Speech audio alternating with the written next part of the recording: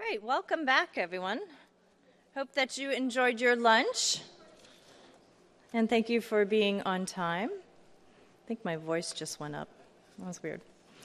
And welcome back also to our webcast viewers. If you are joining us for the first time today, welcome, and we have a very packed afternoon planned for you. Our next presenter, Tawanda Holmes, will start us off this afternoon with tips on how to prepare for a CMS 2014 program audit. Along with her, a sponsor who participated in the 2014 audit, Margaret Drakely, will share with us her audit preparation strategy. Welcome. Good afternoon again. So first, I want to thank Margaret for taking the time. Can't hear me?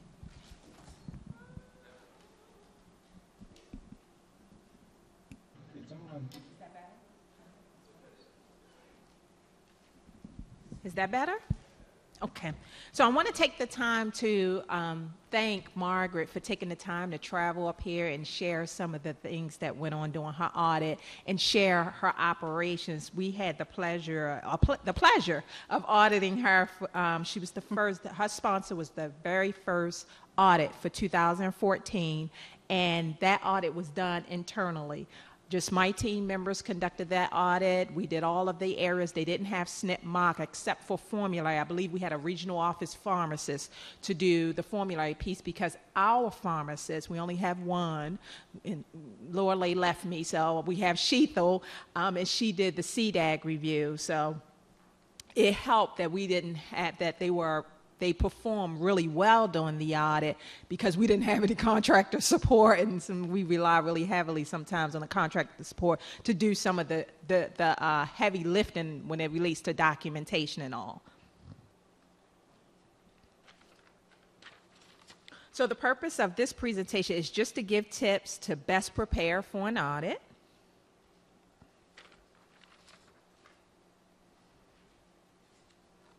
So we're going to talk about 4 phases as far as preparation for an audit. We want to talk a little bit about what should happen even before you receive your audit notification, what should happen once you receive the audit notification, what should happen during the audit, and of course what happens after the audit. So the first thing, and I think we've beat the dead horse on this, and that is familiarizing yourself on the audit protocols. We just can't say enough about that. We tried to get those out via HPMS and also post them to the website because we believe they are very good tools to take and do some practice mock audits, do some internal auditing or internal monitoring of your own organization.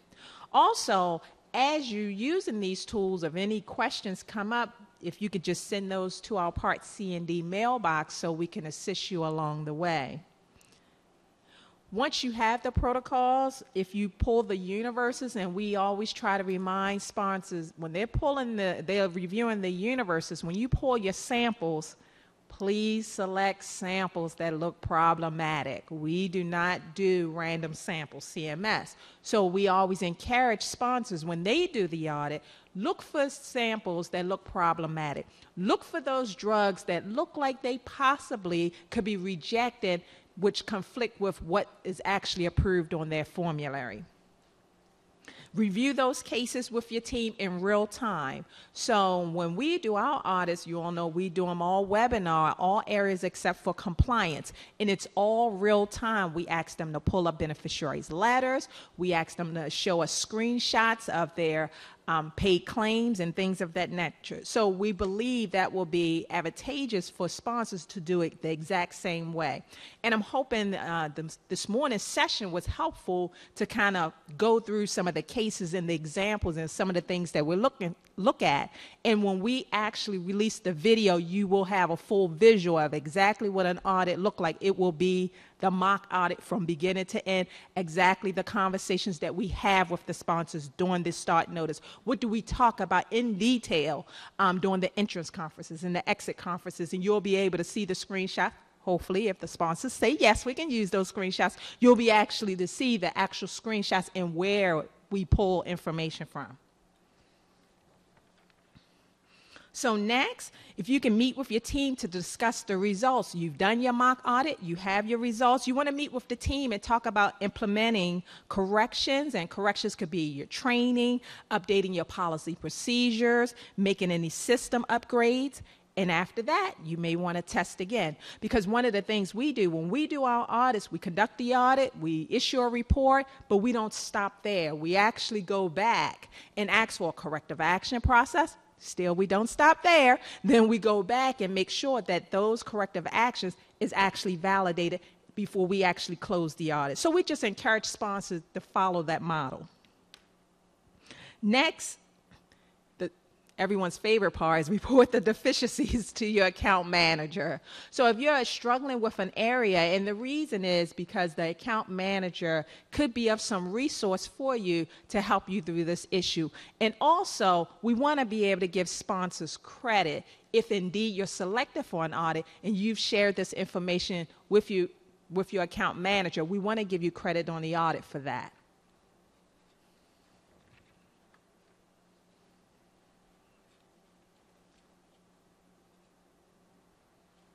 Once you receive your start notice, you want to identify team members who can participate during the audit. Team members should be familiar with CMS requirements, and they should also be really familiar with your systems. Because during the webinar, things can get pretty fast-paced, and we need someone who's available, or someone's, or multiple people sometimes during some of the audits, who's able to navigate through the systems. There have been instances when doing the audit that the first 4 cases could relate to areas that the service area could be in the California area, and only a selective people, a couple of people within that organization have access to that system. Then we have to be able to navigate really quickly if the next 4 samples relate to maybe the New Mexico area. And then we have to be able quickly, taking a break or pause in between, but not hours, in between, where you can get on the phone or have some other team members in that area who have access to those systems to be able to follow through on those samples. Next, for CDAG and ODAG, we strongly encourage for the clinical decision-making piece, we strongly encourage that you have your medical director on the phone. Who has heard Dr. Kalman? Anybody want to raise their hand and talk about, wow, right? So he gets really deep and involved. And although we do not require sponsors to have their medical director during the audit, we strongly encourage, because Dr. Kalman gets really detailed through the cases. And it's also a good opportunity for the medical director to ask various questions from Dr. Kalman or any of our other physicians.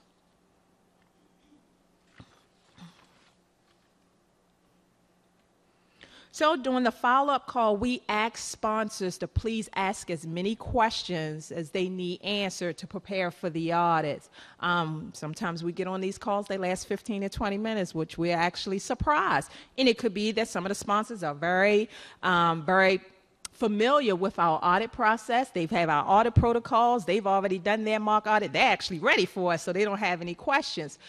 It could be other times where maybe sponsors are not quite sure what to ask. So we do not want to feel like we're rushing the sponsors through on this call. Please take the time, stop the audit lead, stop the team lead, and get all of your questions answered. Next, use the Audit Universe template without altering them. So if your system is unable to, if you're unable to pull information from your system that is compatible to what we're requesting, please let the audit lead know. We have to talk to our colleagues who's responsible for HPMS to see if they can kind of give us some guidance so we can make sure we get your information appropriately. Also, please do a quality check of the universes. I know some sponsors, especially some of the smaller sponsors, they talk a little bit about that. Sometimes our timelines can be really aggressive. And please work with your audit lead. If you need a little bit more time to submit your universes, please let your audit lead know, and we can work around that. And also, as I discussed before, self-disclosures. Please complete the self-disclosure during the start, once we send it out in the start notice. So book conference rooms. So I was talking to a young lady out in the hallway during lunchtime, and she reminded me of when she had an audit in 2011, how things have really evolved. So in 2010 and 2011, the teams were 20 to 25 people, and we would show up there, and sponsors would have to book various conference rooms to do the audit to accommodate their staff as well as our team. Well, for some sponsors, they still have to do that even with the webinar, and the compliance officer may want to float from room to room to room. So we just thought that was just a gentle reminder in there. And I know for us, when we do our audits, if my team here in central office is not doing the audit, one of the regional offices could be doing the audit, like Chicago can do an audit, or Kansas City can do an audit. So they will in fact, have to book the conference rooms, because the contractors actually go out there and meet them, and they do the audits within the regional office. Next, because each system is a little different, we just ask sponsors to please participate in the webinar test before we actually start the audit. We want to be able to work out any kinks with IT before we actually start the audits in the webinar. I think some sponsors, their systems are really tight with firewalls and things, and oftentimes we have to do workarounds to make sure we can actually get our webinars operating appropriately. Or if it works better, if we use your webinar, we're definitely open to do that as well. Lastly, stay in contact with the audit lead. Any questions or concerns that come up, please contact your audit lead as soon as possible.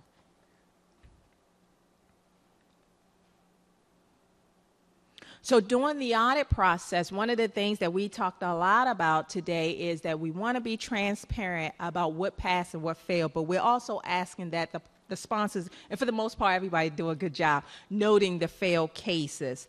Also, please ask a question about conditions. There are instances sometimes that, you know, the team leads may fly through cases, but at any point, if a sponsor or staff don't understand exactly why they have the condition, exactly why this case is failing, we're asking that you please ask the team leads to slow down and take the time to explain exactly why that case is failing.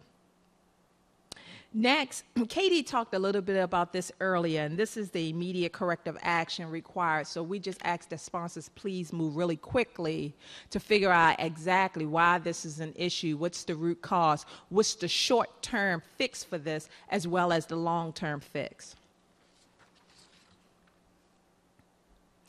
The other thing that Katie mentioned earlier is we're asking sponsors, please do not wait until the audit reports are issued before they start correcting their issues, the results that was found during the audit.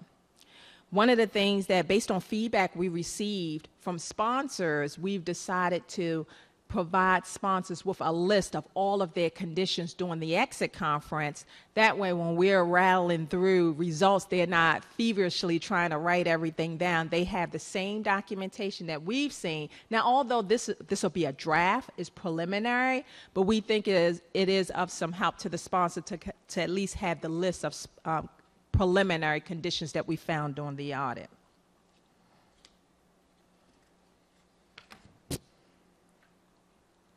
So we're in the post-audit phase. So conduct audit training of CMS requirements. I think we talked a little bit about that. And monitor, identify, and address any deficiencies that are found during the audit, as well as when you do your subsequent monitoring, be able to stay on top of any deficiencies.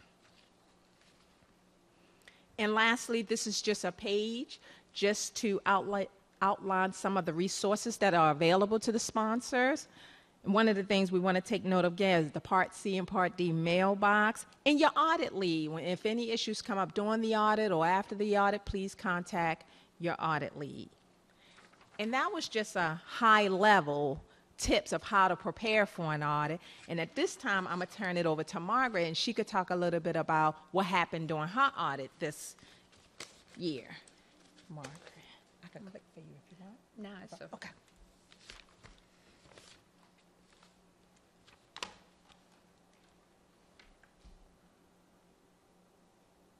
Okay.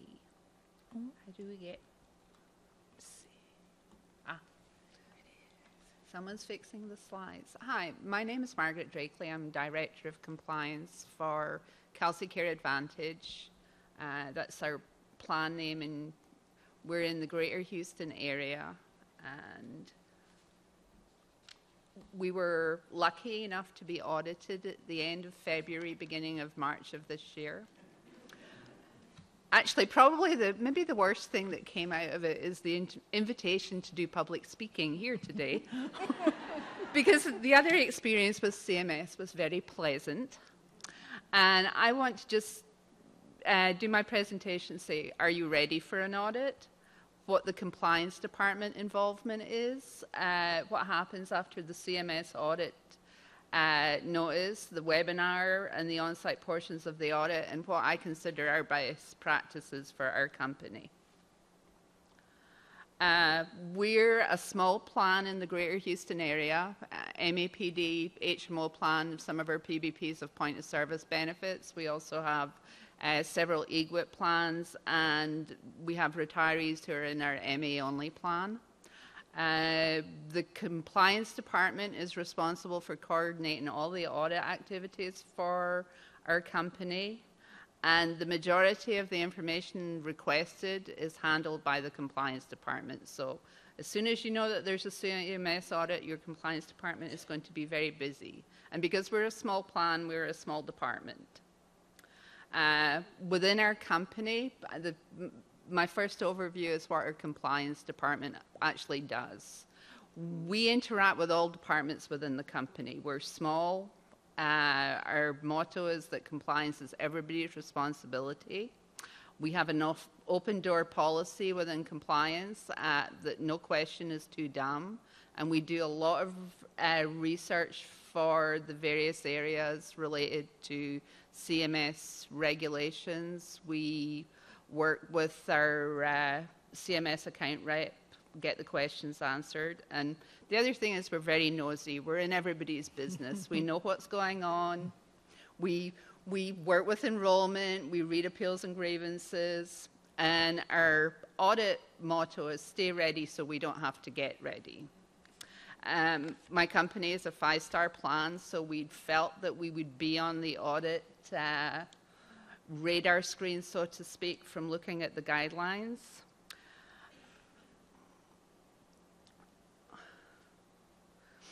The compliance department likes to keep things simple. We want to have audits in place that support our program workflows.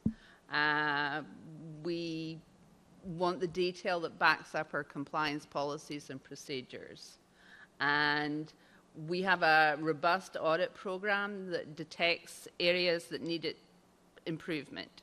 We audit all internal areas every month. We had been sticking to the CMS criteria, but we also do enrollment and marketing audits, even though they're not part of the current audit. We want to make sure that we look at operational areas each month. We do our delegated entities, our PBM, on a pretty much daily basis, and I'll talk about that later. And then we do our other delegated entities really on a quarterly basis because they have a smaller bucket of organizational determinations. That's our mental health provider.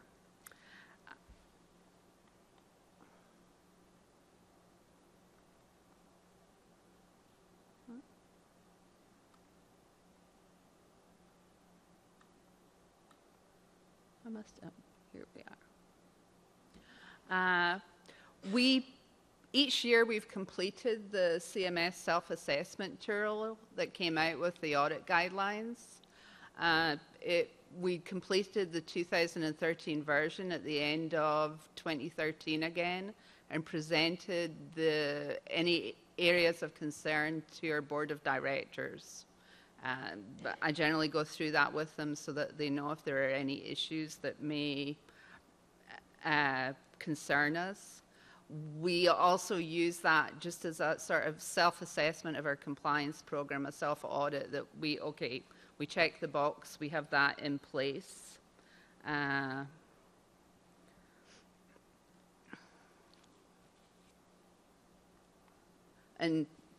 this is the actual document. I think it was last released on 3/5/14 in an HPMS memo when it came out with the 2014 audit guidelines.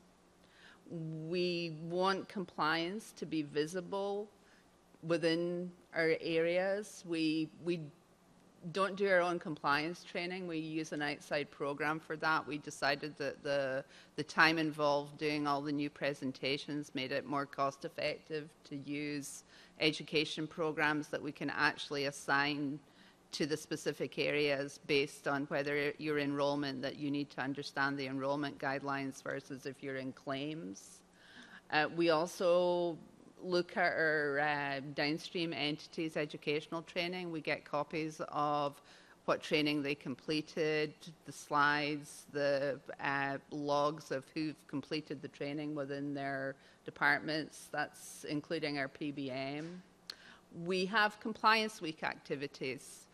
Compliance Week is in May, where we do quizzes, games, other things related to compliance questions, just to increase awareness of the compliance department within the building. We have signs, posters up.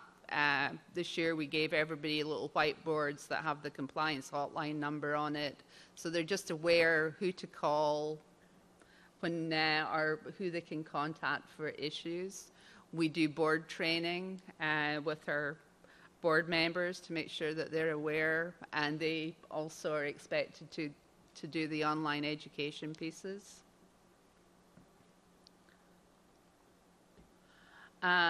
We use Compliance SharePoint site to track all of the activities that we do within the company. We use it for our audit results. We use it for fraud, waste, and abuse tracking, HPMS memos so that we can keep track of who we sent the memo to. We also do calendar reminders if something's specifically due from a certain area and then follow up with them. And we meet with each operational department on a monthly basis and keep track of all the minutes in the SharePoint site. So this was fairly easy to set up.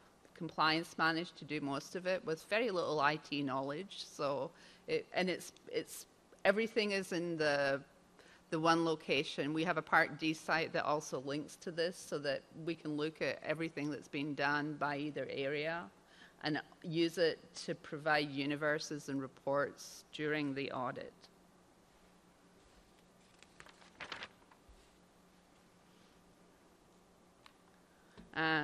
Fraud, waste, and abuse, like I said, is tracked in SharePoint. And we've tried to be proactive and attend the fraud, waste, and abuse CMS meetings. We also do follow up with issues that are reported to us within the department. We have certain reports that we'll look at, high-risk, high-dollar claim reports, utilization, just so that we can see if we know any areas of concern. We've reported some issues to the medic. We do this even although we have a fairly closed HMO system that pretty much all medical services out with our main physician network requires authorization. Our board of directors have monthly meetings.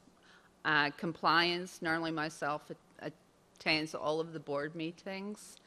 We distribute any CMS communication. They get quarterly written compliance reports that go over the audit results that we've done in the last quarter, any notices that we've received, any compliance issues that have been found, any fraud, waste, and abuse is discussed.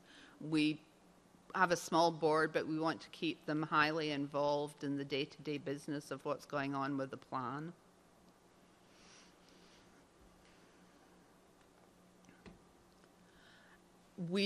In our internal audit program, I said we audit everybody monthly.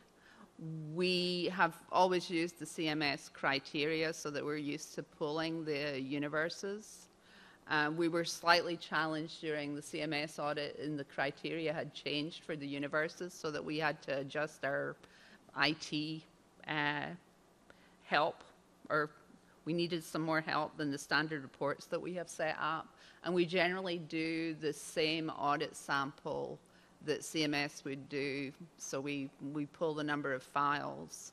Since we're a fairly small company, that actually means that we're pretty much often auditing all the appeals and grievances, most of the ODAG denials that have been done for that quarter or that month.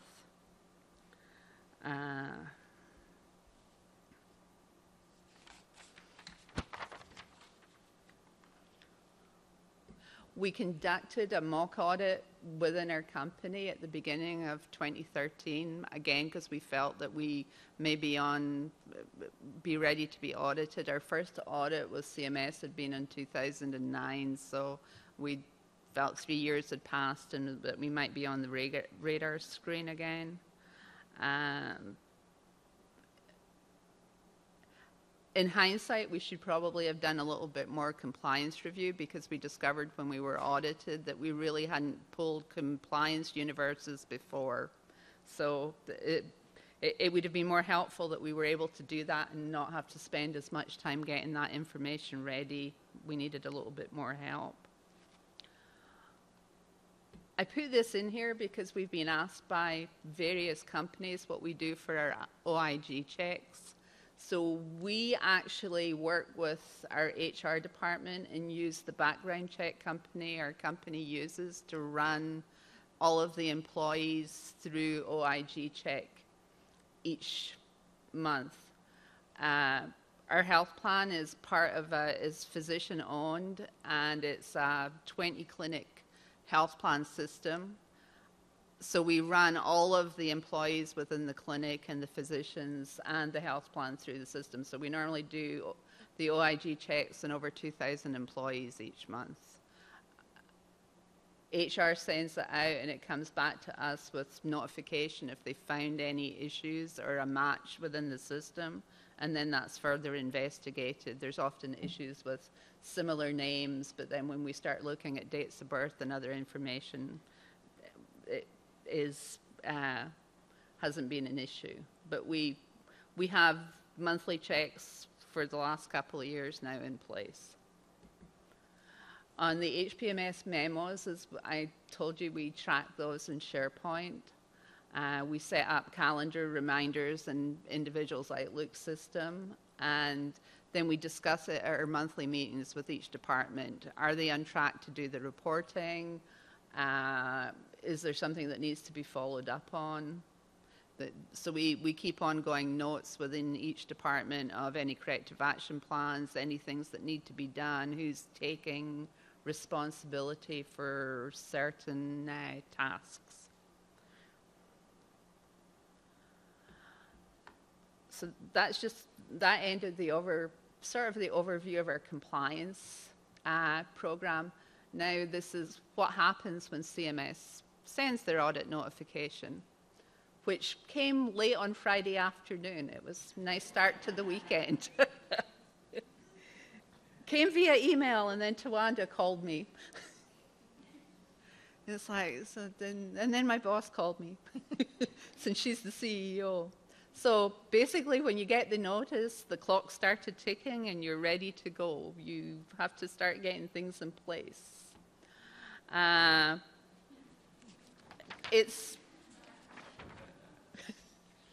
well, you have to get over the shock. You're thinking, oh, okay. The second thought was, oh, well, at least it's not in summer. I don't have to disturb everybody's summer vacation, which is also an issue when you have to tell people they can't be gone.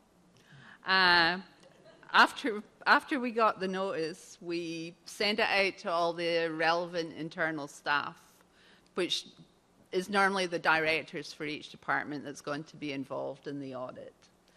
We also sent it out to our delegated entities, because you want to give them as much lead time as possible, because often you're just another company that they're working with, and if you're not a big client, since we're not a big health plan, you want to make sure that you get the notification to the right people so that they can start working on your universes. We had a stat meeting with our internal key staff so that they knew what they needed to pull, and we assigned tasks, and we were very specific about who needed to do what. Because you are under time crunch. We asked CMS questions. This is actually a copy of the spreadsheet that we put together. So rather than have different people ask different questions, we put them on a spreadsheet and then emailed them to CMS, and they were nice enough to answer them in a very timely manner. That meant that we could clarify that we were actually pulling the right things. Some of it, like should CTM grievances be excluded, we just wanted to make sure that we had the right understanding so that we did not give incorrect universes.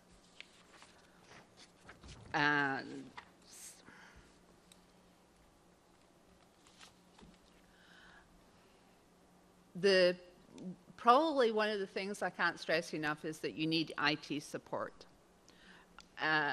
The guidelines that came out, or the universes that came, were slightly different than when we'd been running before. We needed IT support to make sure that technically we could handle the webinars. We'd moved into a new building last year, and we had different IT things in place in our conference rooms. And we wanted to make sure that they would be, one, we could do the webinars, two, that we needed IT support to pull the universes from our systems, that we needed help to pull the compliance pieces, to pull the ODAG. Our PBM did the CDAG, but we needed that technical assistance. We needed to make sure that appeals and grievances were able to pull their information.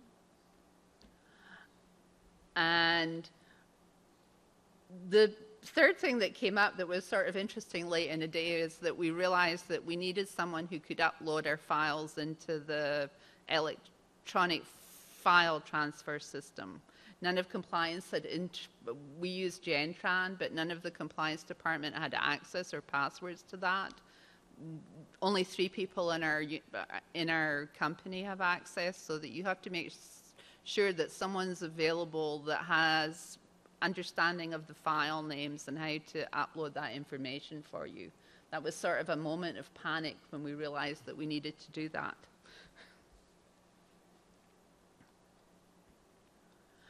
The other thing that we had to do in the universes, because we were a small plan, is we didn't have full universes for every sample. We didn't have 10 grievances for one of the areas, so that you have to be able to assess your universes fairly quickly, because when your CEO is attesting that they've got the audit notification, they have to be able to, you have to be able at that time to say, okay, we don't have full universes for this sample. Is there, just so that CMS can tell us if there was a different range or what they wanted to do instead. Because we didn't have full grievance samples, the decision was then, we were then told that they would review some of our call logs for our PBM and member services, so that we knew that we would have to then pull that information together. And the second thing is, don't assume that everybody read the instructions. The instructions from CMS are fairly simple, but when you start to look at the universes, you think, oh, someone didn't realize that they needed that field. That's when I realized I needed more IT support, when I'm looking at Friday afternoon thinking, oh, they didn't put the PBM on, or the PBP on the file, and I have no idea how to pull that information in, so that you don't let IT take time off. They have to be there with you as you're combining Excel files.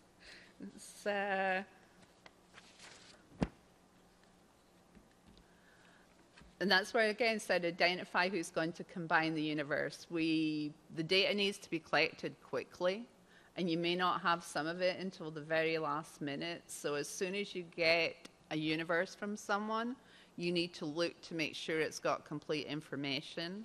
On the things that we could test in our own system, we looked at the universes, looked at the dates, tried to make sure that everything was in the date range that was being requested, because we didn't want to give information that then is inaccurate within the universe. We had some issues that we talked to CMS about their spreadsheets and got some of that resolved as well. But looking at it early, it gives you time to at least fix part of that.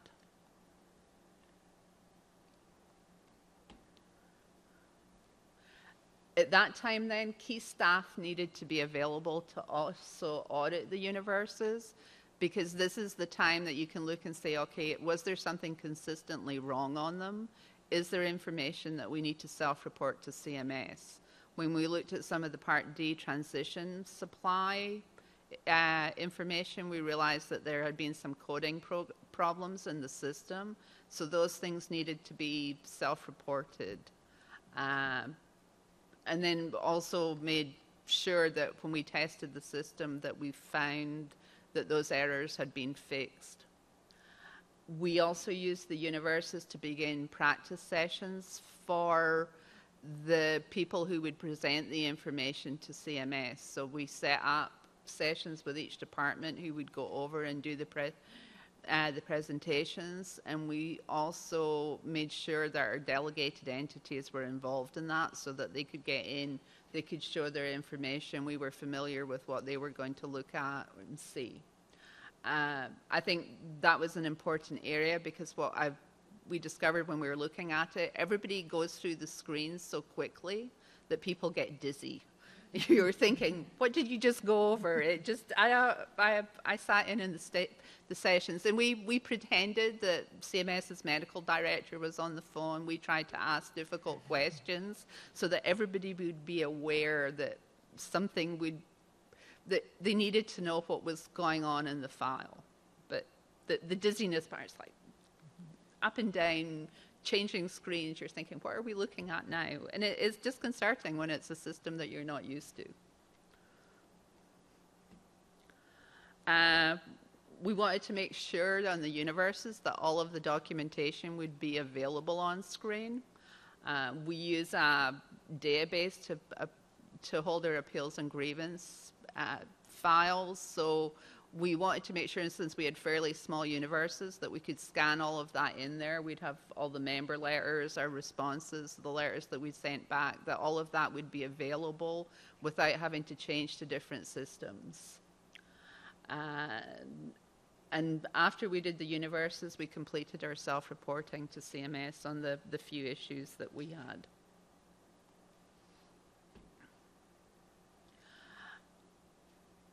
CMS will send you the schedule for the sessions, and it was important then to try and make sure that we had enough people to cover them. We really did our audit with 12 people. Those were the ones who had the operational areas, but because appeals and grievances for Part C and Part D are handled by the same team, we had to make sure that we had people that could demonstrate those things at the same time, because there's only so much time in the week to do the sessions and to answer the questions. So we worked with CMS to adjust a few of the times, and I mean, that it was easy just to say, okay, we can't do this here, can we move this one there, and we move things around a little bit.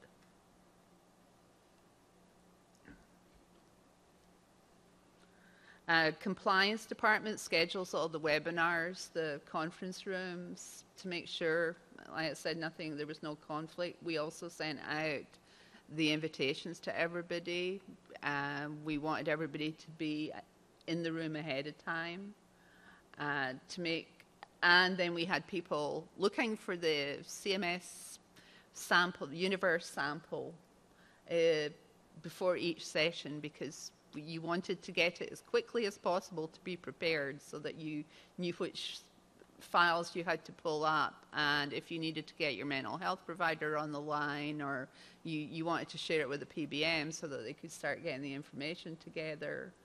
Also, we had someone in each room to do just to keep notes, to do the sign-in sheets that needed to be uploaded, and just to keep track of which samples we needed to copy to send to CMS.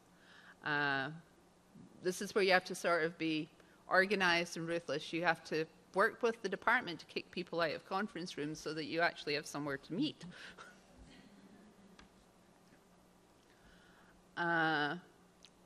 Again, you wanted to show the information in an organized manner without jumping around. That's if we'd self-reported issues, we were prepared to demonstrate that that issue had been fixed. And the audit team, as discussed in previous sessions, would then request any follow-up documentation of non-compliant audit samples or some additional information that was needed. We had somebody collecting information during the session from our PBM, which made putting the files together at the end of the day much easier. And CMS gave great real-time feedback about audit issues and findings as basically when we went through each session, so there was really no confusion about what we needed to put together or what additional information they may have requested to clarify the audit issues. Our medical director was in the room when we did the medical necessity for ODAG and for the CDAG ones, so that he could also interact and ask any questions or provide input on decisions that were made. We made sure that his time was booked so that he would be available. The other part of the audit is, parts of it are actually desk audit files. The ODAG timeliness and one of the grievance samples were actually desk audit files, so that once we got the sample, we pulled all of the information and uploaded it to CMS so that they could review it. We felt it was important that we organize and label each sample and put together notes so people could understand the information that we were uploading, and we added clarification notes if we needed to explain screens or timelines.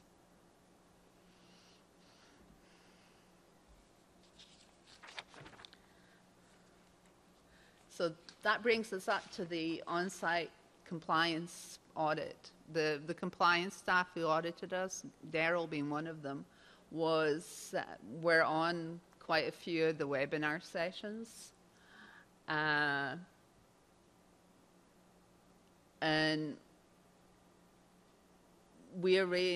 so before they came, we sent the universes of who they wanted to talk to. They sent a different agenda for the compliance audit piece of it. We arranged all the interviewees for the requested times, made sure that everybody was available. We did communicate back to them anybody who was on vacation or would be out on the day that they needed to be interviewed, and they actually made some substitutions and picked someone else. We gave them the option that they could interview them later on the week, or they could pick someone else for an employee list. It was interesting from that point of view that we'd never really kept a current employee list with everybody on it before. It was like, oh, that's a universe that we never thought of, and it wasn't stored in any of our other databases. So that's something else that we now do. We also would have to notify them if someone called in sick that they were one of the staff members that they were meant to interview. So again, we had to substitute at the last minute. The feedback from compliance was more, they spent more time interviewing people. They gave us some feedback, but most of it was at the end of the compliance activity. And the other thing that they did when they were on site, because we don't generally upload board minutes or copy them, they reviewed those when they were actually on site. That's not something that we generally signed out. And they went over some of the other documentation that they requested when they were on site. As discussed previously, from first-hand knowledge of the audit, they're really reviewing to make sure that we're giving the members the benefits that they deserve, or that are part of the program. They targeted specific issues like transition supplies for beneficiary harm, or they pulled some of the mental health claims for ODAG. They looked at some of the cancer care denials that might have been on the system. We're in an area with a large cancer center, MD Anderson, so that we have many requests for ODAG to go to that facility. And basically, for us to be successful, we had to demonstrate that we had the systems in place to make sure that we were actually giving the members the benefits that they needed or deserved within. And we do that by assisting our beneficiaries to manage their care needs. We're a high-touch organization. We do a lot of outreach to our members. Member services will schedule it. We'll get on the phone with their doctor's office, schedule appointments. We'll get on the phone with them, the member, and schedule transportation through the transportation benefit. They work hard to resolve claims issues. We have a Part D team that will answer drug questions. The member services have an IM system into the pharmacy department, and the pharmacist can get on the phone with the member and help them answer any drug questions. We work in coordinating their health care and providing general assistance for any of their needs. So sometimes our members say that we call them too many times. Because we do. We have outreach. Our goal is to get everybody in for a yearly physical. We call and help them schedule eye exams. We do some of that from the quality perspective, that we want to have nice HEDIS scores, but it also means that we're outreaching and talking to the members. Our goal is for all the members to get care and be seen every year. And generally, I think currently we're on track for 91% of our members to have a yearly physical this year. It's almost like they say we stalk them. And I think our company's best practices that helped us be successful in the audit is that we have a lot of interdepartment communication. We meet with the departments, and we also have interdepartment meetings where we're sort of talking about what's going on in the day-to-day basis. If there's issues with members, we're involved with our members arranging services. We do multiple outreach education programs so that we do sessions where they can come and go over their Part D benefits, or they can meet with a pharmacist. We have high participation rates in our MTMP program. And we also do outreach if we're doing expedited ODAG determinations that are adverse to the member or positive for the member. We actually pick up the phone and call the member and try to communicate that with them. We find it's easier to get on the telephone, talk to the member, figure out what the issue is and what we can do to solve it. It helps keep our members happy with the plan, and it generally shows up in our quality scores. And just helping them solve problems. I'm a nurse who's worked in Medicare Advantage for a number of years now, and the system is very confusing for the beneficiaries. So just having someone there that will help them do something, schedule an appointment, make sure that if they've been discharged from the hospital, they're going to see their primary care physician, or if they're having issues affording their medication or some other services, that we outreach and try and problem solve and offer them additional services. Multiple departments are involved in compliance. We review high-risk areas. So I read the appeals and grievances that come into the department. Now, I can do that because we're not a big company, so there aren't that many of them. But we also meet about them monthly to look for trends, preventable problems. We have, I think this one of the key successes to our company is that we have an internal Part D team led by a pharmacist, and with several pharmacists and pharm techs working for her who monitor our PBM program. From a compliance point of view, pharmacy is a different world. It's difficult for compliance people with no pharmacy background to really understand what's going on. So we've always worked with the PBMs that we've dealt with and have access to their system and can actually review the claims, review the coverage determinations, review other reports for the patient at the time that services have been provided or denied.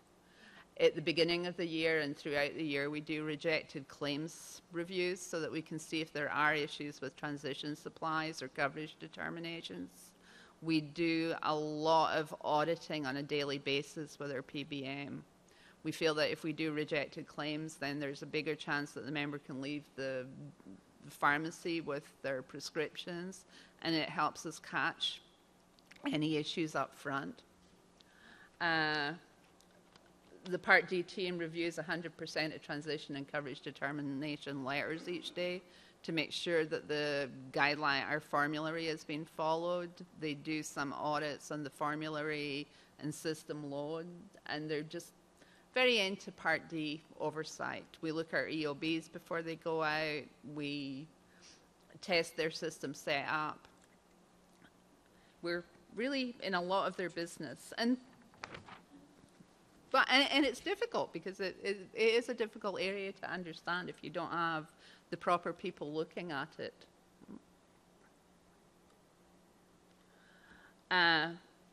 We also secret shop our PBM customer service line, marketing, and member services lines.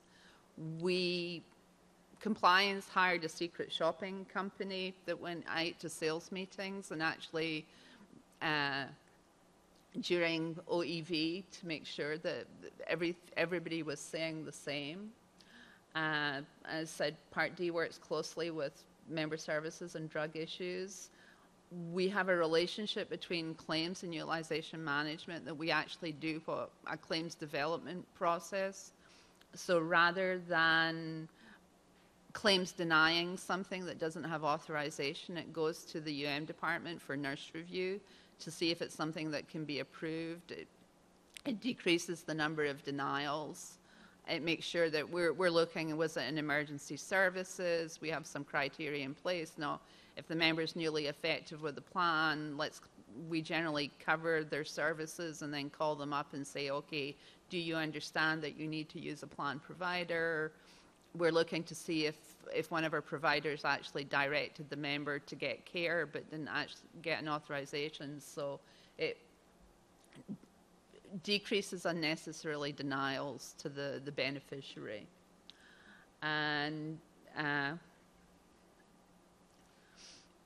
we also, our enrollments now are done by internal staff. We have our own employed agents. We've never really done a lot of enrollment based on outside agent companies, and we've gone to a policy of internal agents only. Compliance listens to the OEV calls. We audit them every month, and we work with marketing and on the training so that we feel that beneficiary protection starts with the member understanding what they sign up for before they're actually in our system and in our plan. And the lessons we learned from CMS's audit was that we should continue focusing on our existing programs. We did learn that we should improve compliance education to new employees so that we have better notification when we have someone on hand, and make sure that that includes the code of conduct review. Next time we're audited, we need better IT support for universes and auditing processes, and that we also have, that CMS is very helpful before, during, and after the audit. We had good communication from them. They've been great to work with. And just our teamwork. We very much believe in teamwork at my company. And that's the end of my presentation. Oh, oh no. No public speaking for a while. So at this time, we'll take questions. One of the things, as anyone in the audience wants to come up, I want to note a couple things. One is this organization was one of the few sponsors that were able to navigate through their systems, especially on the Part D side and CDAG side, formulary and CDAG, without any PBM support. They talked to all the cases, which is really rare. The other thing I wanted to mention, I want to thank Margaret again I'm glad they were the first sponsor we audit. We didn't have contract support for this audit, and the regional office was unable to assist us because they were inundated with the Affordable Care Act work. There was a large workload at the beginning of the year, so my team had to do that, and unfortunately for me, I had to be a CDAG team member. So the tasks that are typically performed by the contractor for CDAG, I had to do that, but they made it easier for me. I'm sure you can appreciate that my team really appreciate cracking the whip on me versus me cracking the whip on them. So it was an interesting experience that we had an opportunity to audit them first.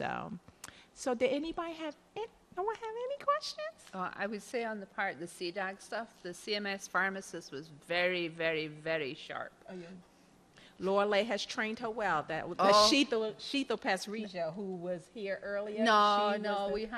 It was a gentleman, John. Oh, John Cacciara. Oh, the formulary. He was very, very sharp about John Cacciara did formulary. He's in the regional office, Region 2, I think, New York, I believe. Yeah. Hi. Thank you for sharing your experience. 2 questions. You mentioned your plan was small. How many members? 27,000 members. And how many staff are in your area that does your compliance? In the compliance, there's 4 people, including me. And then we have, generally, there's 2 people in the Part D area that work for the pharmacist who do most of the audits with some support from other staff over there, depending on which time of the month and what they're actually auditing. There's more oversight at the beginning of the year with transition supplies. So they're separate from under your Yeah, they're unit. separate. We meet with them and we go over the audit results, and we're interactive with them, but they're separate from the compliance team. Okay. Now, we've discovered that we do the same CMS samples, that we manage to do all of the audits on a monthly basis. It's fairly efficient. It may be different if we'd had more, if we were a larger company with more delegated downstream entities to audit, but we get to everybody and get everything done and had all the results for many, many audits. Okay. Thank you.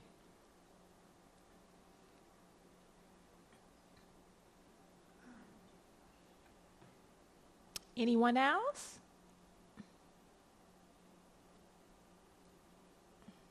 Okay. Well, I want to thank everyone for their time. Have a good afternoon. Thank you. I hope I covered most of the stuff that you needed.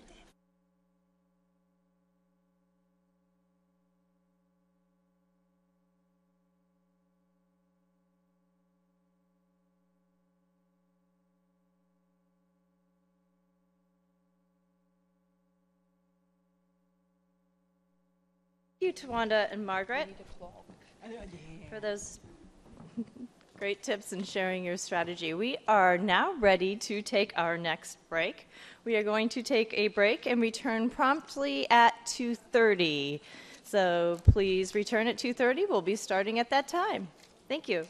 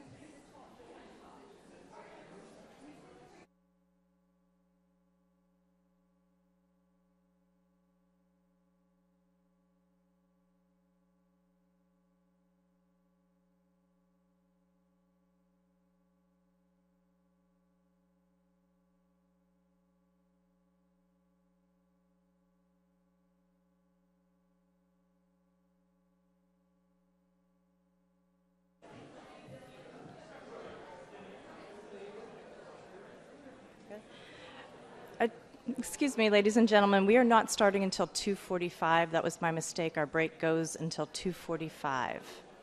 Okay, thank you.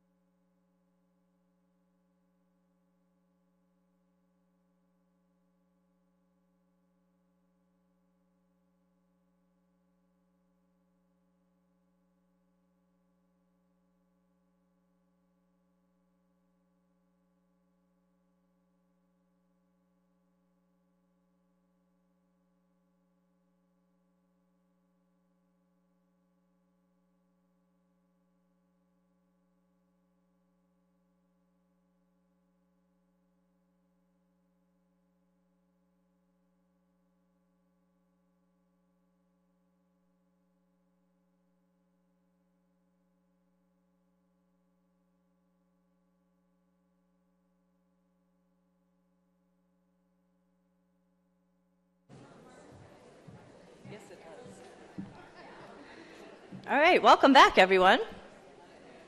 Hi there. I like audience participation. And to our webcast viewers also.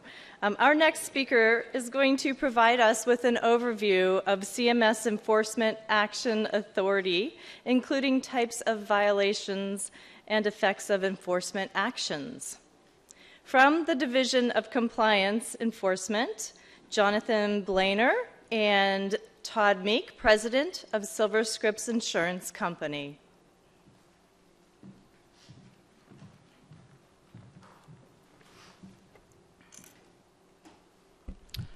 So good afternoon, everyone. I hope everyone's having a good session so far and enjoying themselves and getting lots of valuable information out of it.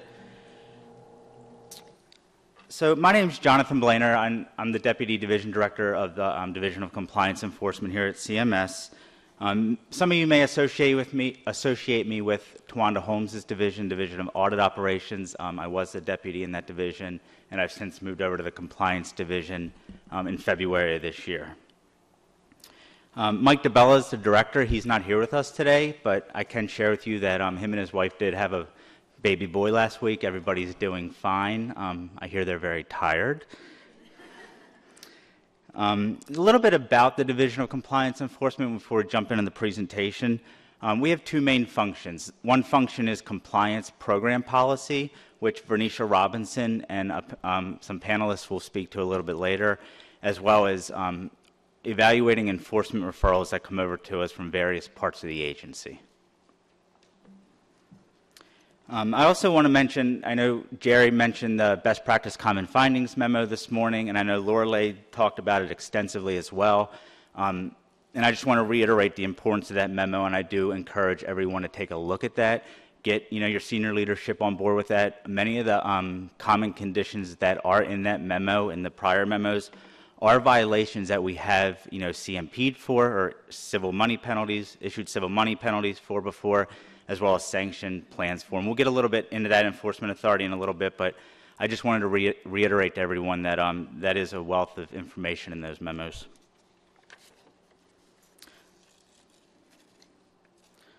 So topics that we're going to cover today.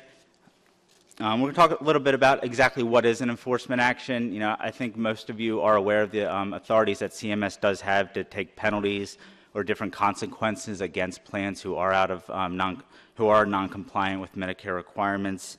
We want to discuss the types of violations that can warrant an enforcement action. And also joining me today is Todd Meek, President of Silver Script Insurance Company, who is going to talk about what it's like to be under a marketing and enrollment sanction. Silver Script was under sanction in 2013 from January to December. So he's graciously joined us today to share that experience with everyone. So we definitely look forward to that. Then we'll talk a little bit about our enforcement website, a few closing comments, and then we'll open it up for questions and answers. So what is an enforcement action? It's an action taken by CMS as a result of a sponsor's noncompliance with terms of its contract with CMS, substantial noncompliance or repeated noncompliance. And what this means is noncompliance in a term of a plan's failure to meet CMS requirements. It doesn't necessarily relate to fraud, waste, and abuse. That's handled by a different component within CMS. What we're most of the time really looking at is noncompliance with Medicare requirements. And you heard a lot of examples today of types of conditions and violations that would meet that definition. So we do have the authority to take a civil money penalty. We refer to it as a CMP. It's a punitive penalty. It's a fine, basically, in the amount of some sum. We can take intermediate sanctions, and we'll talk a little bit about these in depth in a little bit. We also have the authority to terminate a contract. And all these actions are imposed at the contract level, so if you were to get a notice, it would list the specific contract numbers that are either being CMP'd or being sanctioned. And again, if a plan does disagree with any type of action, there are appeal rights with all of these actions. So I want to talk a little bit first, before we get into the actions, the compliance continuum in CMS and kind of how we oversee our sponsors. So the first phase of it is monitoring. And that's what really the regional office account managers do. And I think most of you are familiar with that process. The account managers hold regularly scheduled calls. They review data that you may submit to them, and they just kind of work with you day in and day out on the activities of your operation. We also have compliance actions, which I'm sure you're aware of as well. These could be notices of noncompliance. They could be warning letters. They could be warning letters with business plans. It could be a request for a corrective action. We also have enforcement actions, and that's what we're here to talk about today. We can take intermediate sanctions, as we discussed. We can take civil money penalties. And then finally, if things are so bad, we can terminate the contract with CMS. This continuum does allow CMS some flexibility in how we take consequences against the plans.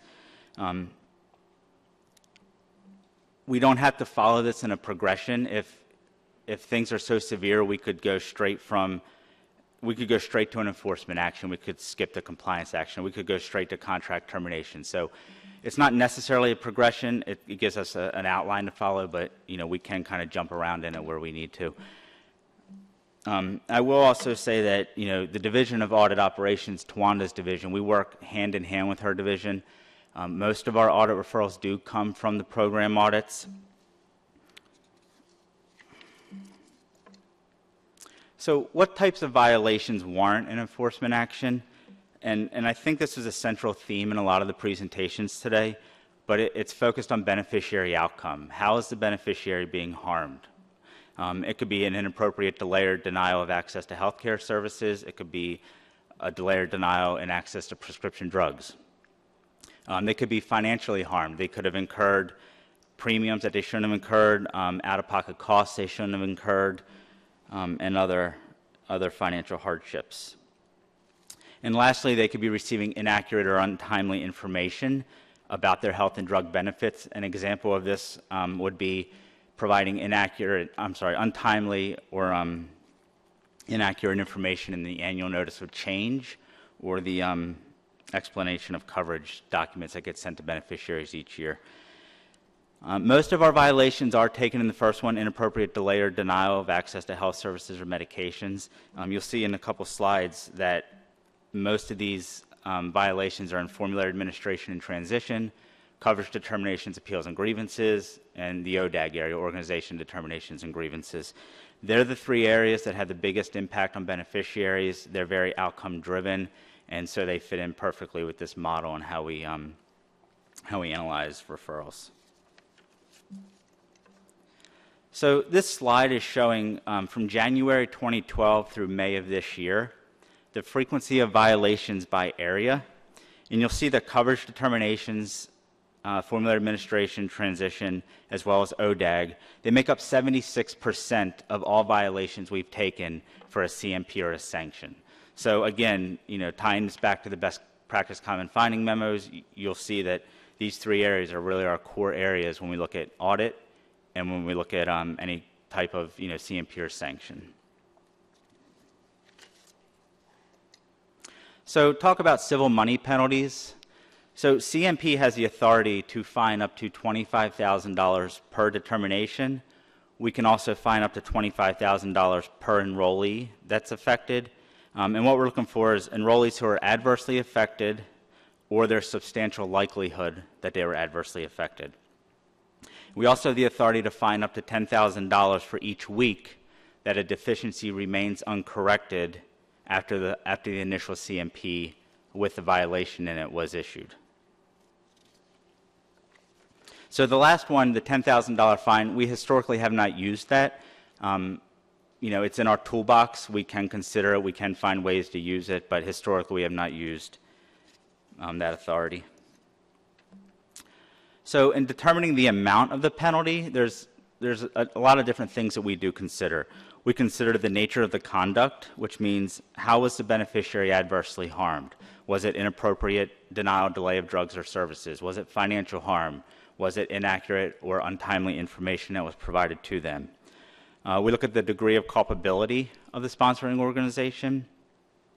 We look at the harm that resulted or could have resulted. So this could be how severe was the deficiency or the violation, and how many enrollees were impacted if we have that data available to us. We consider the financial condition of the organization as well as the history of any prior offenses.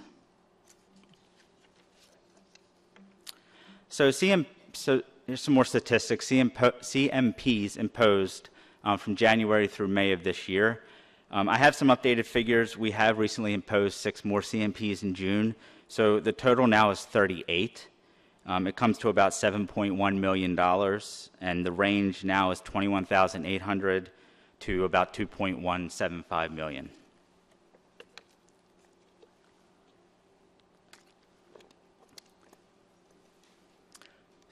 So intermediate sanctions. So intermediate sanctions are designed to be corrective in nature. It's kind of a timeout for the plan, the ability to not enroll or market to new members, and focusing on correcting the violations that are in the sanction. There's 3 things that we can suspend for. We can suspend marketing, we can suspend enrollment, or we can suspend payment. And this slide's a little bit misleading because it has arrows that kind of show a progression. It's not a progression. We can pick one, we can pick a combination of these to sanction for. So usually when you are sanctioned, it would be for a marketing and enrollment sanction. They would be combined. So there would be no new marketing to current or new members, and there would be no enrolling new members as well into the plan.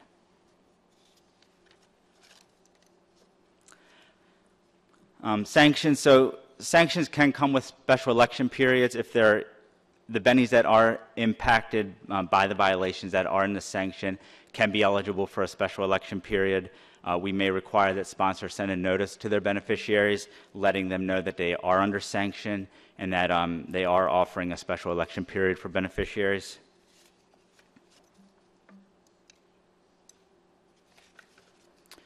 So how long does a sanction last, you may be wondering. So it lasts as long as it takes for the sponsor to get off a sanction. And that's probably not a very good answer either, but it really is unique to the case. It depends on what the violations are. If it's an isolated incident that had a lot of severe impact, it may be a little bit easier to fix. If it's more widespread and across many program areas, it might require a transformation of your operations, which could take much longer. So it really depends on the circumstance. That's why Todd's here today. He's going to give us a good walkthrough of, why it does take long to get off a sanction and what it's like to be under sanction. But some statistics around that. So sanctions over the past 5 years, there's been 8 sanctions imposed, lasting anywhere from 215 to 637 days, on average about 325 days. So about a year is the average to be under sanction. 5 sanctions did end in termination or mutual termination, and there are 3 sanctions, marketing and enrollment, that are currently in effect.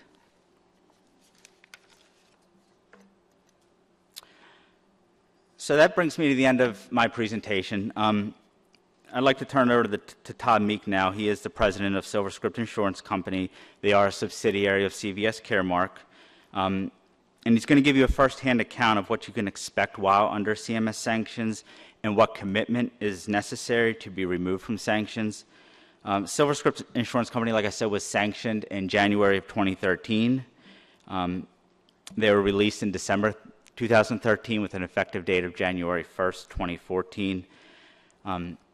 Todd is a healthcare executive. He's working in health plan and managed care space for the past 26 years in commercial insurance, Medicaid, and Medicare. The last 6 years of which have been in Medicare Part D, with a significant portion of that time as a Medicare Part D compliance officer for CVS Caremark. He has been in his current role as the president of SilverScript since September of 2013. So please join me in welcoming Todd.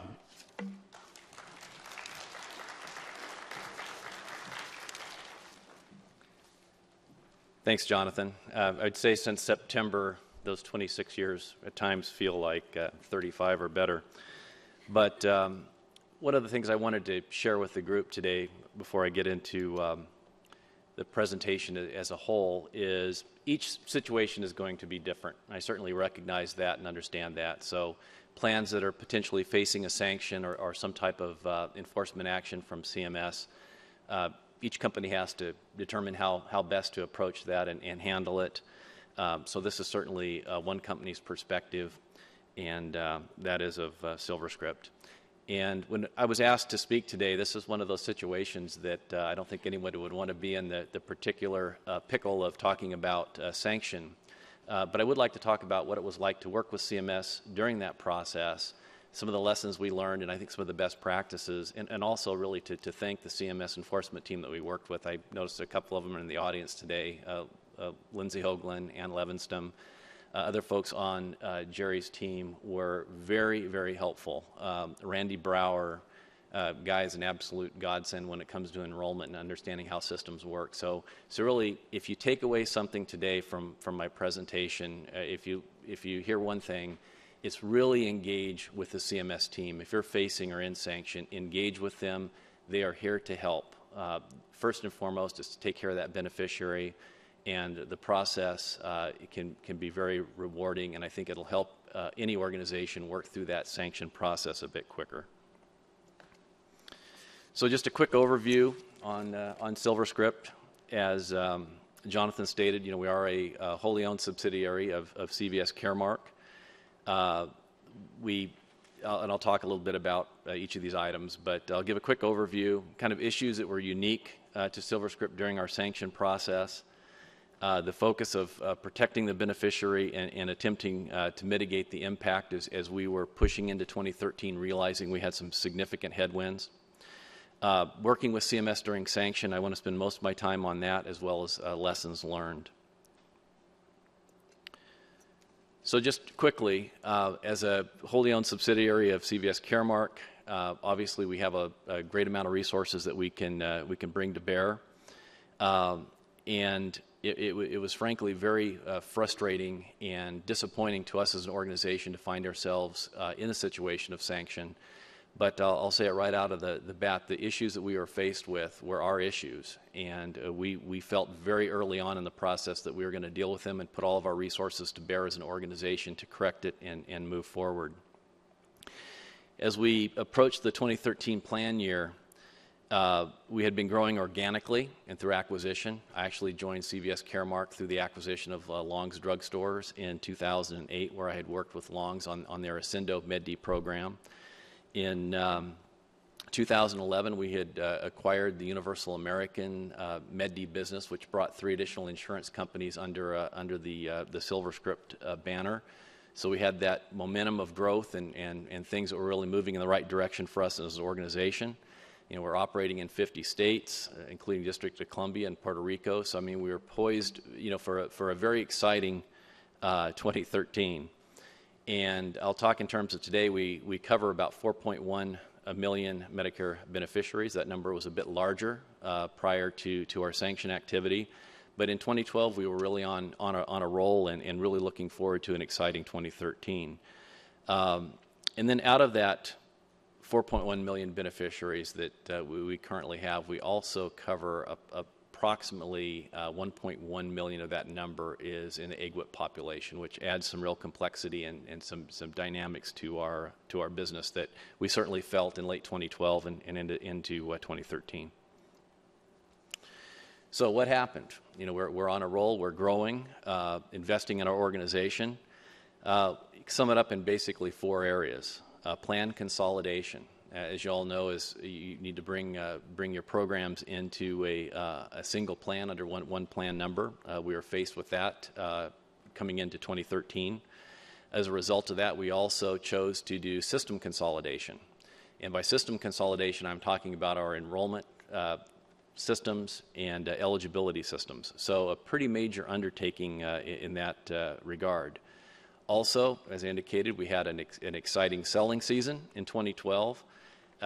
We brought in over 500,000 beneficiaries on the individual plan side and over 650,000 members that were participating in an AUDIT program. And those AUDITs, as anyone who's in that segment of the business understands, can add significant complexity and challenges to your program. So all of these things we were facing as we approached 2013. So in late November, we started to experience system latency on our enrollment processing. We had to touch, in essence, about 3.7 million of our members in one form or another as we were doing our systems conversions. So all of the testing, all of the work that we had done for readiness leading up into 2013, we thought we had pretty solid, valid assumptions on how we were going to be able to administer and work that business through. Unfortunately, what we found out, this is late November now of 2012, latency began to occur within our processing systems. Things were timing out. We couldn't process files quickly enough. And then by early December, that had grown even larger, where at that point in time we realized that we were not going to be able to process all of our enrollment eligibility files timely for 1/1/13. So one of the first things I would say, if you start seeing that type of a situation or anything that's leading you to see storm clouds out there on the horizon, there's going to be some problems or you're going to have issues, regardless of what area your business it is in, really start working with your RO very early. We did notify our regional office in, I'm going to say mid to late December. I think it was around December maybe 19th, 20th or so. But we really, as an organization looking back, should have approached them earlier and said, hey, we're having these issues. And they were significant. So with that, one lesson to learn is certainly work with your regional office. They'll engage central office as necessary to bring in folks to help or at least to advise, and I think that's absolutely critical.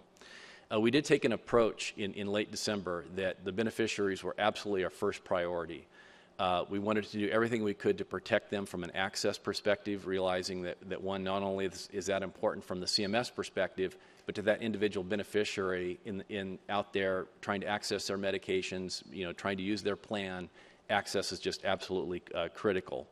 So what we did is we actually issued ID cards to anyone that was within the sphere of our enrollment system, for lack of a better term. So we were, in essence, over-insuring for January 1st.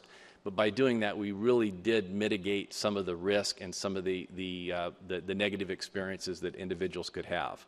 That, of course, in turn did have some unintended consequences with respect to member confusion, those type of things that drove a call volume and all of the things that impacts the plan when it's having problems. We mobilized forces from the standpoint of looking where within our organization we could bring additional resources to bear, knowing now we're in late December that we're going to have issues. Our call centers are going to be very busy. Our CDAG group is going to be very busy, so we started mobilizing forces and bringing resources to bear. But even if you do that, that's not an overnight situation. It takes time for those type of activities to have impact. And the real goal was to ensure beneficiary access wherever we could. We also suspended certain activities that we felt could further confuse members. We suspended premium billing. One of the big things we did with the help and guidance from CMS was to basically step back from our prior authorization processes, except for those PAs that involve patient safety. So again, that was taking some volume out of our systems, allowing things to quiet down for us a bit. But as Jonathan will talk to you, I'm sure at the end of this presentation, all of those activities are very costly to the plan. But if you're going to stay in the business and you're going to have a commitment to it, that's what you're going to be facing as you go through this. So again, stay out of sanction if you can at all costs, because it is going to cost you tremendously at the end of the day to make sure you're taking care of those beneficiaries. The final item I wanted to touch on, it goes back to the enrollment and eligibility. I mean, that's the foundation. Nothing can go right in your plan if you do not have good enrollment and good eligibility data in your systems. And we knew at the end of December, when we pushed that proverbial button to issue ID cards to anyone who might possibly be within our population, the best analogy I can use, it was like putting a tomato in a blender and pushing the button, and then stepping back and over the course of the next year, putting that tomato back together again. Because you have to understand where each of those beneficiaries fits within the proper plan, the proper levels, the accumulation buckets. I mean, it is a massive undertaking, and it's just something you have to do. But we sat there, I'll never forget it, in the boardroom having this conversation. We've got to do this to make sure we're protecting the beneficiaries' access to care. So, Jonathan always touched on a little bit that we're placed on intermediate sanction in January of 13. Again, another day I'll never forget. Sitting with other group of senior leaders, getting the call from CMS that's basically, guys, we gotta slow this down. We got to take a step back. and begin the process of working through sanction. I will say that the corrective action plan process is critical. I would also say don't get caught up in the nuances of is this right? Is this the correct format? What should it look like? What does it need to include? Just you have to step back and look at what got you into sanction.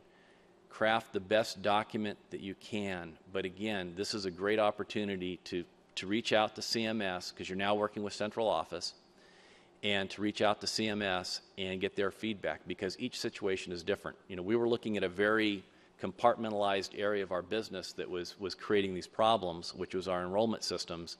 So how we approached that and worked with CMS was absolutely critical. So take the feedback. It's not about form. It's all about, you know, getting the right answer and getting the information and detail out there, so that you can begin a dialogue and communication with CMS on the issues.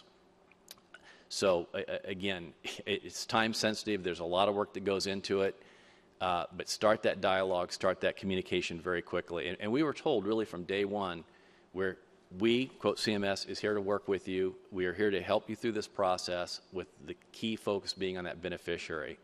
And I'll tell you, it's coming out of the audit, because we were in the 2010 audit cycle, and those can be very intense. And it's a different ball game when you're in an audit versus when you're working through the sanction process. It was not a combative effort. It was not something that was accusatory. It was, look, we're here to solve a problem. We're here to step back and help these beneficiaries get through this process. So the quicker you begin to really engage and work with CMS, you know, the better off you're going to be if you're in any type of an enforcement situation. So that relationship is critical, you know, during sanction. You reach out, communicate. I cannot tell you how many times we were very fortunate to have a team to work with that we had some pretty significant issues. How do you solve this from an enrollment perspective? You know, how do you solve this with other plans from the standpoint of what does CMS see versus what are we seeing? How do we deal with this? Don't deal with it alone. The few times that we thought we had it figured out and started to move forward on something, we were only to find out that, you know what, there was a easier, cleaner, better way when CMS came to the table and said, guys, think about this. And that was the benefit of having Randy work with us, because he was so intimately familiar with the enrollment and eligibility systems that are out there in the industry. He had some very good suggestions. And it was really as partnering as you could be, from the standpoint of being in a situation where no company would like to be. But really engage that relationship, and you'll find the process much better. So lessons learned. I have some notes here. I want to make sure I cover off on them. Again, engage your CMS regulators. Don't wait. We had weekly calls. At times we had biweekly calls. I think there were times we even had daily conversations. But really engage. Ask the questions. If there's ever a time to ask a question before you engage in a multi-million-dollar process to fix something, you know, get that up front. Don't wait. And I think CMS will tell you this. They certainly shared with us. We listened. It was very helpful. And it was not an adversarial situation, and that's what was key. I think a lot of folks, even within our organization, felt, "Oh my gosh, this is going to be adversarial. This is going to be tough. We're going to be, you know, fighting this tooth and nail." We got past that very, very quickly, and that helped us tremendously to look at them as a partner. Be collaborative. You know that. Have the conversation. We're struggling. We're stuck on this. How should we deal with it? Get their perspective, because guess what? They've gone through it before. They've seen other plans that have had issues, and they'll bring that fresh thinking to the table. Be transparent. I heard that a lot today. I've heard it a lot in every conversation with CMS, at almost every presentation that CMS puts on. Be transparent. And sometimes as a plan, that can be a bit frightening. Well, what does that mean? You know, how transparent do you need to be? Well, when you're in sanction, be transparent. Let them know what's going on. How else can they help you? And what is worse, to hold something back and only to find out perhaps a month or two later that you didn't deal with it, or you dealt with it in such a way that created another problem versus a fix. So really be transparent, collaborate, ask questions, and take the advice. You know, sometimes it's hard when you're a plan and, you know, you've got 4 million members and, you know, we're feeling pretty good and that's all great, but take your regulators' advice. They have been there, they understand, they're coming at it from their perspective. We never felt that they were trying to punish us. We felt throughout the entire process that they were only interested in working with us to resolve some pretty serious issues that we frankly created ourselves. If you have issues of concern, bring them to the table. Communicate. One of the things we found early on is we were speaking a bit of a different language. I always thought that CMS had a lot of acronyms. That was before I joined CVS, Caremark, and SilverScript. We've turned it into an art form. But when you're dealing with your regulator, and even if you're dealing with another client, really make sure you're communicating correctly. Sometimes we would use a term of art that we had internally that would just drive our CMS partners nuts. We'd have certain terms that you can't say that. So make sure early on you're communicating clearly, that you're comparing apples to apples and oranges to oranges, and it'll just make the whole process a lot better. And that's part of that initial CAP process as well. Start using that terminology, that language that will be helpful to you in the long run. Engage your top leaders of the organization. We engaged right up to the President and CEO of CVS Caremark, Larry Merlo. He had regular conversations with CMS, and I'm not talking about superficial conversations. I'm talking about knowing what was going on in our business, knowing what we were doing, how we were addressing it, and what the issues are. So don't give it, if you're going to engage senior leadership outside of the plan, don't give it simple lip service. Make sure they're actually engaged and know the business. It's kind of embarrassing if you're sitting in a meeting and somebody kind of flops it up for you. So it was very, very refreshing as an organization that our senior leadership was not only engaged, but we're deeply engaged, and that helps you work through things a lot quicker as well. Clearing the deficiencies, it's going to take time. So you want to work swiftly because those beneficiaries are being impacted, but you also want to work smart. You don't want to take one mistake and compound it. You don't want to go there. So understand it's going to take you longer than you initially thought. When we first looked at this, we were thinking we would be out of sanction by mid-August of 13. As we got into the various issues that were created and learned more and dug deeper, we learned early on it was going to take us more time. And you put that time and effort into it, but work smart, work quickly to take care of the beneficiary, but don't create yourself another problem. Test rigorously. I cannot tell you, this is, if there's one thing that we learned as a lesson out of this, is our capacity testing in 12 was not adequate. We thought it was. We thought we'd gone through all the appropriate benchmark testing, whatever you want to call it, and we didn't test to fail. We didn't test and run that system until it simply could not crank out another a bit of data, and that's where we needed to be. So we learned that, and through that sanction process, we learned to test very rigorously. Be very rigorous in our testing. Thank you. And that paid off. And then really strategic use of external consulting. We didn't want to bring a lot of different players into the table. But we wanted to bring certainly industry leaders and good thought leaders to the table to not only help us assess our plan, how were we looking at sanction, how were we working through sanction, but testing along the way, because each of these elements that we worked on required that disclosure, an understanding, a correction, monitoring, validation, and then boom, next step. So that helped us greatly and brought new insights as well, because a lot of times as an organization you start to get groupthink. Everybody's kind of, we've got it nailed. It's nice to have that independent third party out there kind of looking at it from their perspective and say, have you thought about this? So integrated workflow testing, all the things we needed to do to really get our enrollment systems lined up. It was very, very beneficial for us to have that engagement. And then just to swing back around real quickly on the CAP process, we actually got away from the, quote, corrective action plan document and got very quickly into using a tool. And again, a lot of feedback from CMS on this. It took us a few iterations to really kind of get it right. But we came up with this tool that we referred to it as our landscape tool. And it basically broke out those eligibility and enrollment issues, by bucket, by type of issue, very clearly, so CMS understood what each of those buckets entailed, kind of how we got there, what we were doing to fix it, when it was fixed, the timing to fix, and it allowed us in our meetings to go through the process and kind of check off each one of those items as they cleared our remediation activities.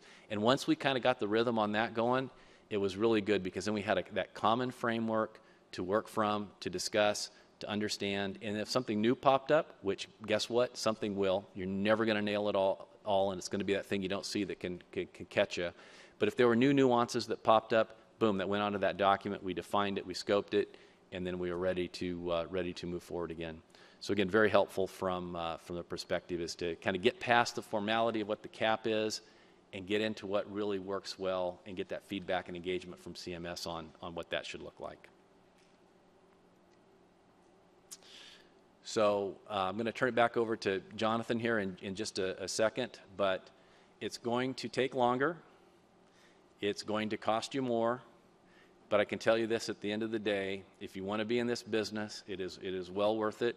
We learned a tremendous amount through this exercise, and we're invested in this program. And I would challenge anybody out there that is in this business.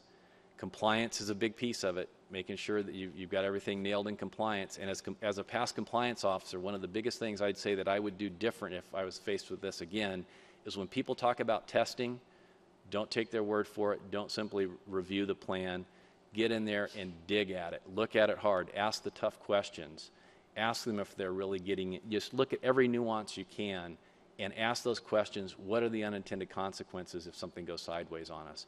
So just make sure you guys have a huge piece of this as a compliance officer to help the organization, and you need to be right there at the table with senior leadership and the operations folks of the company. Absolutely got to be right there with them, because too much is at stake to have something like this happen. Trust me, you don't want to be up here talking about what it was like to be under sanction.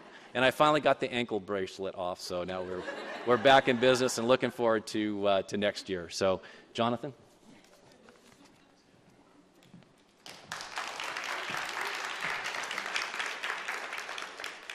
Great, thanks, Todd. I think that was very insightful for everyone. Just a couple more slides, and we'll go ahead and wrap it up and take some questions if you have them. So Todd talked about this a little bit, but what type of effects do these enforcement actions have on organizations? I think these are pretty self-explanatory for the most part. It does have the potential to reduce your star ratings. It can increase your past performance points. Jerry talked earlier that it can tarnish your reputation or your brand. We do post these to a public website. Oftentimes, media outlets do get a hold of the actions. They do report on it. Obviously, you could suffer loss in profits. You could have decreased enrollment if beneficiaries are eligible for a special election period and you're under sanction and you're not enrolling new enrollees. You're going to suffer a decreased enrollment. Employee turnover. If employees are getting burned out, they're trying to do corrective actions internally. They're working long hours. They inevitably get burnt out. They may quit. They may take other jobs. And demand of time on senior leadership, what Todd talked about as well. But the senior leadership is forced to really get into the weeds of the operations and focus its time doing that, and not focusing its time on doing things that strategic business thinking and things of that nature. So there are effects on organizations as a result of the consequences for being non-compliant with certain Medicare requirements. So the enforcement website we just talked about, I do encourage you to go out and take a look at it. This one is specific for enforcement actions or CMP, sanctions, termination notices out there. The notices do list the violations that were the cause of the actions. Also on the Medicare website here, you'll find program audit information. The program audit protocols are out there. I think the best practice memos are out there. So there's a wealth of information out there. It's available to you. So I again encourage you to use it. And lastly, we'll just open it up for questions if anybody has any questions.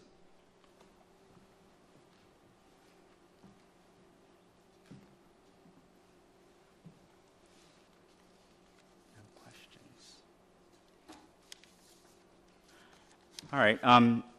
If there's no questions, I'll ask a couple questions. But they're really for myself. But so there have been a couple. We have gotten some common questions recently, and I just thought I'd share them with folks. So one of the questions, more of a rumor maybe, is there a threshold or a cap that X number of plans have to be under sanction at any one given time for CMS?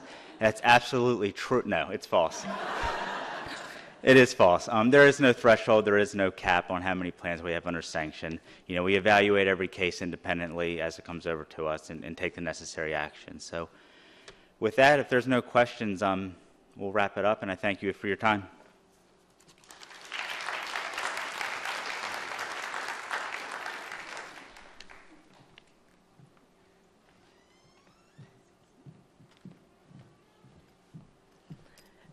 Guess what time it is? It's time for another break. We are going to take a quick 15-minute break, and we are going to start at 3:45, and that will be our last session, and we have a panel for that one. So please join us back at 3:45. Thank you.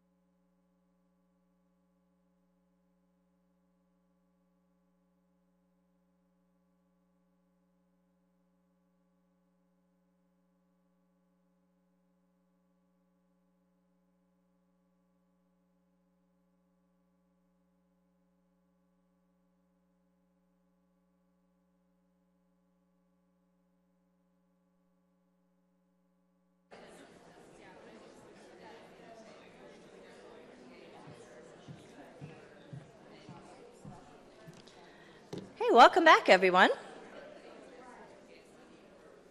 We are quickly approaching the end of our of the day, I guess. We have one session left. It's amazing how quickly time passes when you're having fun. Our next and our final speakers for the day are here to share with us the importance and the benefits of having an efficient and an effective compliance program.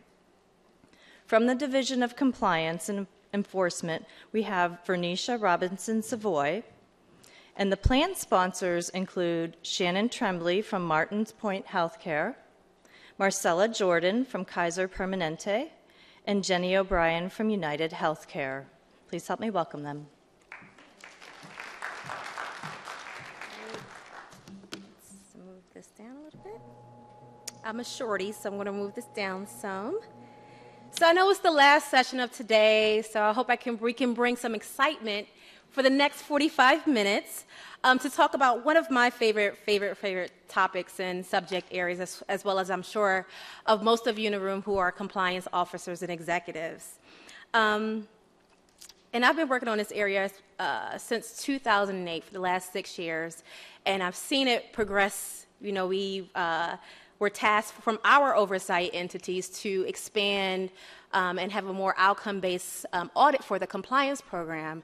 And so when we were tasked with that specific objective, we've had some very interesting moments of implementing such a strategy, and I believe it's come a long, long way. So I will actually do an introduction, and then we have our fabulous panelists of compliance officers that will share their insight from actually having to implement CMS regulations and requirements. So today, along with the compliance executives, we will be focusing our discussion on the value and return of investment as it relates to compliance programs that are designed to manage various risks, whether regulatory or operational, as well as the compliance requirements for the comprehensive and ever-changing Medicare Advantage and prescription drug programs. So if I may, let me ask a quick question. How many of you here in the CMS audience and virtually are tested at least once a day, or if you are fortunate, at least once a month with a crisis?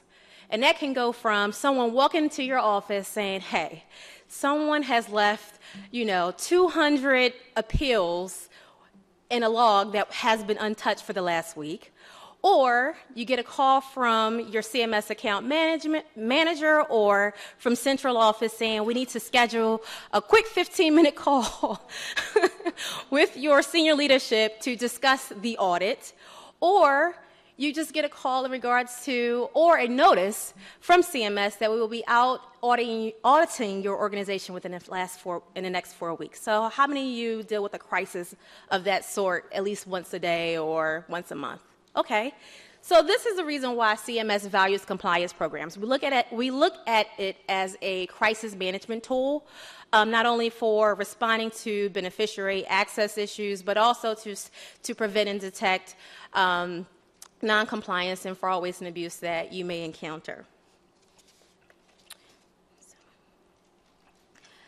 So as CMS progresses with its efforts to increase and strengthen its oversight activities through audit and enforcement, there is one component, a very important one, that we believe is core to operations, that assists sponsors with instituting internal controls for identifying and addressing issues or concerns as they occur.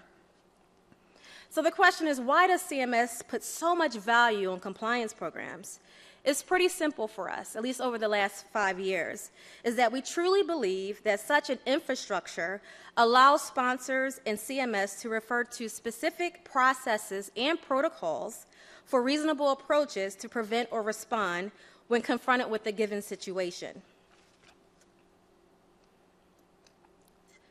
So in order to provide a comprehensive discussion that is meaningful to today's theme of audit and enforcement, we invited 3 compliance executives from sponsors that have been previously audited or through our monitoring activities. and each have different backgrounds, organizational structures, objective business strategies, and operational abilities.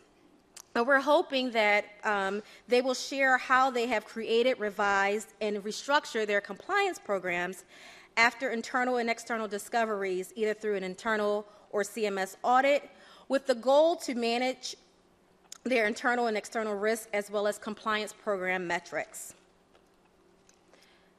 So quickly here, here we have displayed is the continuum of the required elements of a compliance program as described in our regulatory and sub-regulatory guidance. So while we have the 7 elements that are listed individually in our regulatory requirements, statute, and our manual guidance, we look at the 7 elements really more of a system. And you will actually, if you've been fortunate to go through the audit process really in 2013, you would have experience with Tawanda and her team talked about an effectiveness measure, And that's what we decided to proceed with as a main part of the audit, the compliance portion of the audit, while we look at the 7 elements and see whether or not you may pass or fail or the structure and the implementation of the 7 elements, what I really feel as though is a true testament of how your compliance program really works is when it's tested with 2 compliance issues. So that's where they talked about, we call them tracer samples, where we have an incident from week 1 of the audit, which we understand that you may not have had an ability to really work the issue through, but it's really to see what your plan of action is using the compliance program that you have in place. And then a second tracer is an operational issue that has occurred within the audit period of 12 months, which you will be able to display to say, hey, we may have had 1 or 2 deficiencies in our communication from when you looked at element 4, but however, with the issue that you've decided to trace through our compliance program, we've actually been able to tell you exactly how it hits element 2 with respect to, communicating with the senior leadership, and we can tell you exactly how we have a corrective action plan to resolve the issue and how we have ensured that reoccurrence does not occur again. So this is exactly how we test the effectiveness of your compliance program. Is through the various elements, starting with the governance. That's why we have the required interviews with your CEO and with the compliance executives, the compliance officer, is because we have a short amount of time to really understand your operations and to see exactly what your strategy is to prevent and to detect compliance issues in the Medicare Part C and D world.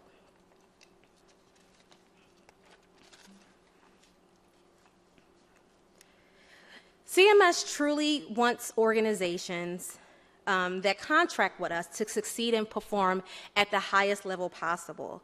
We want all of our organizations to reach the 5-star rating status as it pertains to their internal operations and providing the quality of care to Medicare beneficiaries. So throughout at least my 6 years of working on this particular subject area, what I've experienced and some of the input that I receive from actually speaking directly with chief executive officers and compliance officers, as well as board members, is that there's one pretty much lesson learned that they've come to an agreement with after the audit or after an enforcement action, is that the compliance program, you almost have to step back and look to see what is your operational strategy, what is your business goals, what is your growth strategy, and match that to your compliance program. What we've seen some organizations do in the past is try to either, purchase a template from some type of consultant organization or just try to put something together, and then when it's time to actually put the compliance program into action, when you have identified issues, it doesn't work because it doesn't match the organization's structure and operation. So that's one theme that we've heard through the validation process of our audits and enforcement validation. And the next piece that we truly put a value on a compliance programs is just simply to how do you manage your risk. And that goes from, your financial risk that Jonathan talked about in regards to enforcement actions. Of course, your reputation is on the line from an operational perspective and, with respect to your dealings with CMS from a regulatory and compliance standpoint. So 2 key areas that sponsors may receive requests from CMS components, whether it's the regional office with your account manager or from CMS, whether it's from our audit and enforcement divisions or other CMS components, is you will almost always we will always ask you, okay, what key metrics do you have in place and what tools do you use to measure that your performance, that you're actually resolving issues appropriately, that beneficiaries do not encounter access issues. So you will hear us often ask you about your metrics that are used and how do you validate the reports that you receive from your PBM. Do you go behind that was talked about earlier during the audit discussion? Do you go behind the reports and data to actually where you can attest to say, yes, this information is correct that we're submitting to CMS on either on our behalf or the delegated entity is submitting on our behalf. And the other is detection and action. And this is basically what is your response time? What is your response time when there's a crisis, when there's an issue? And what is the appropriateness of your corrective action? Todd talked about this earlier in regards to when you're in his situation, designing a corrective action plan or, some type of remediation. Don't really focus. Sometimes I know CMS puts your organization under strict or very, time constraints, 45 days for a corrective action plan, and you're really focused on the template and how it's presented. But what we're going forward, what we look for specifically in the enforcement realm is this corrective action, will it work for your organization? Does it tie to your business scope? And does it actually address the problem from reoccurring? And do you know what the root cause is? We're really diving into the root cause. So a lot of thought has to go into that to ensure that your corrective action plan can actually be executed. So at this time, I will turn it over to our panel of compliance officers who will share their approach and viewpoint with investing in their compliance programs. So I've asked them to share their perspective on a few of the frequently asked questions and issues that many sponsors are challenged with regards to their organization, operations, and setting up their compliance program that's most appropriate. And so the 5 themes that I know that I personally receive questions on or technical requests for technical assistance has to do with the org structure. What is the most appropriate structure that works for a compliance program for my organization? Budget constraints and adequate resources, limited resources. Okay, compliance is usually always, has the cut budget, but how do we use what we have to make it most effective in order to do what we need to do? The other is communication flows. The ever-loving topic of oversight of delegated entities. So we're going to talk about that and working with CMS. So at this time, I'm going to turn over to Shannon, who's going to go first. Marcella's going to follow, and then Jenny O'Brien will end it for us. All right. Thank you, Shannon.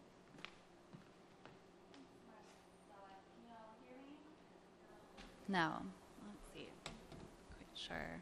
Is that better? Is that too loud? Okay. So my name is Shannon Tremblay. I am from Martins Point Healthcare. We are located in Portland, Maine. I am the Medicare Compliance Officer. I'm just going to wait a moment for the presentation to come up.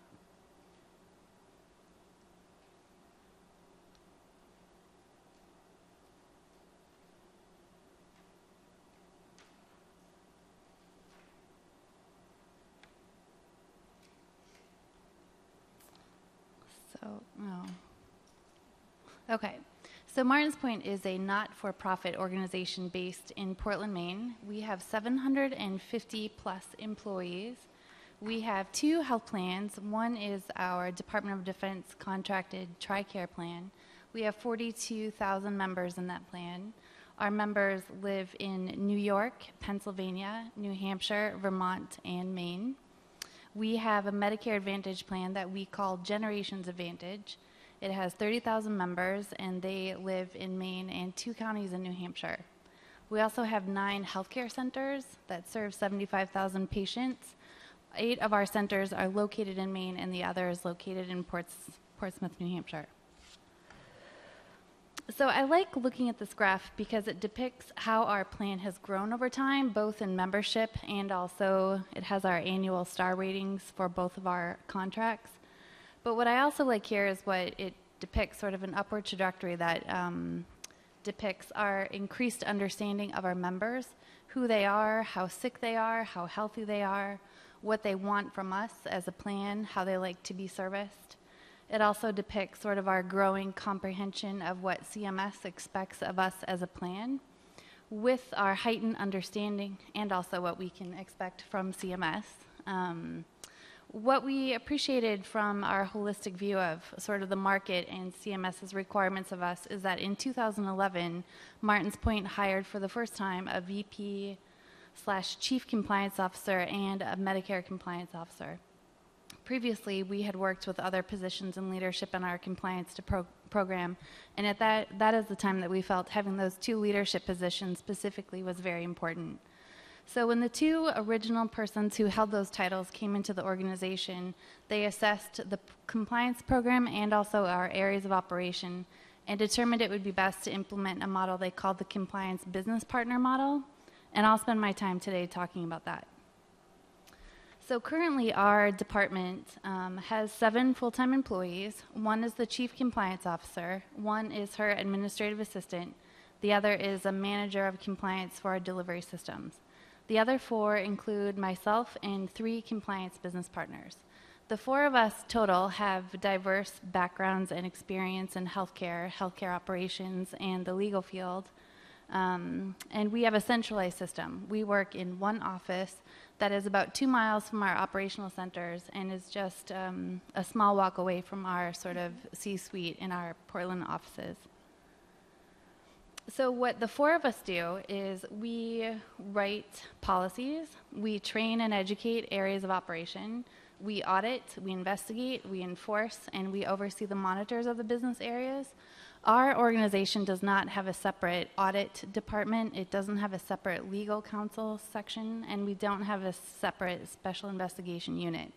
So what we do is we partner with outside legal counsel to resolve issues, and on occasion to hire industry experts to serve as our consultants if needed. The 4 of us meet monthly with these areas of operation, and we have a standing agenda that we like to use. We discuss any audits that they're undergoing, the monitors that they have in place.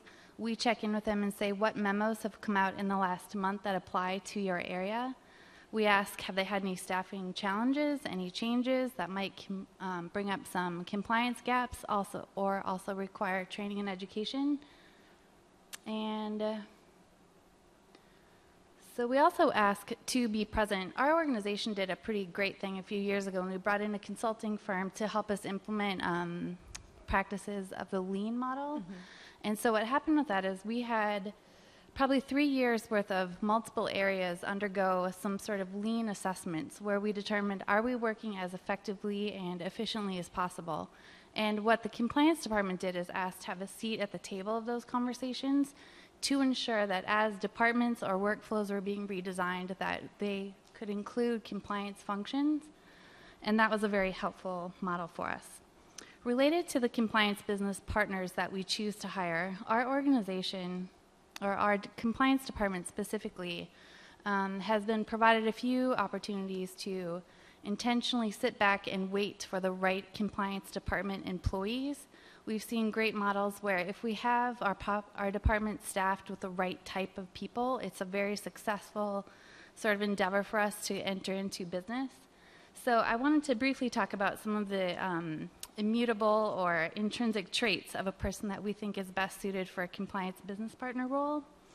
So I always like to think that they have to love reading, and it has to be more than just like a tweet or a Facebook post, but it has to be at least some sort of enjoyment of reading what could be either a 3 to 80 to 150 page document to help us understand what is being asked of business.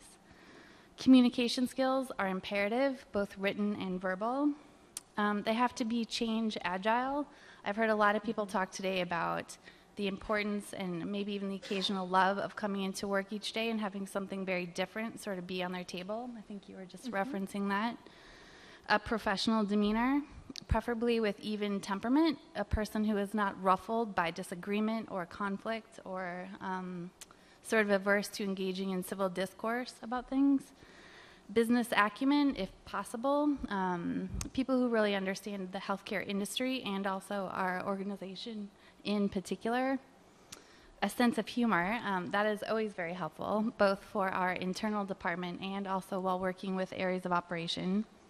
Patience, I know sometimes we think that, of course, operations should understand why it should implement compliance requirements, but sometimes it takes business finesse to get ourselves to come to a collective understanding. Project management skills are helpful. Capacity to build business judgment. So it's not just compliance skills, but what are we also understanding about business in general? Creativity. With all that said, we don't expect any one person or system to be perfect. So what I've just mentioned is a long list of traits, but if a person's able to come with them or with a capacity to develop them, we have found this very helpful to establish effective, wholesome relationships with our areas of business that are collaborative in nature, that they are non-adversarial, that they are cooperative. We're invited to the table more often, and at least with a small degree of pleasure, if not just tolerance. And we realize that helping business do best with adhering to CMS requirements is a better experience for our members. So that wraps up my presentation.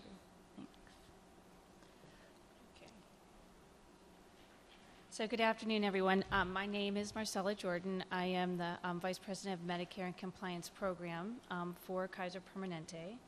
I'll give it a minute for presentation to come up. Can you hear me okay? A little bit, if you can move it up. Is that better? Mm-hmm.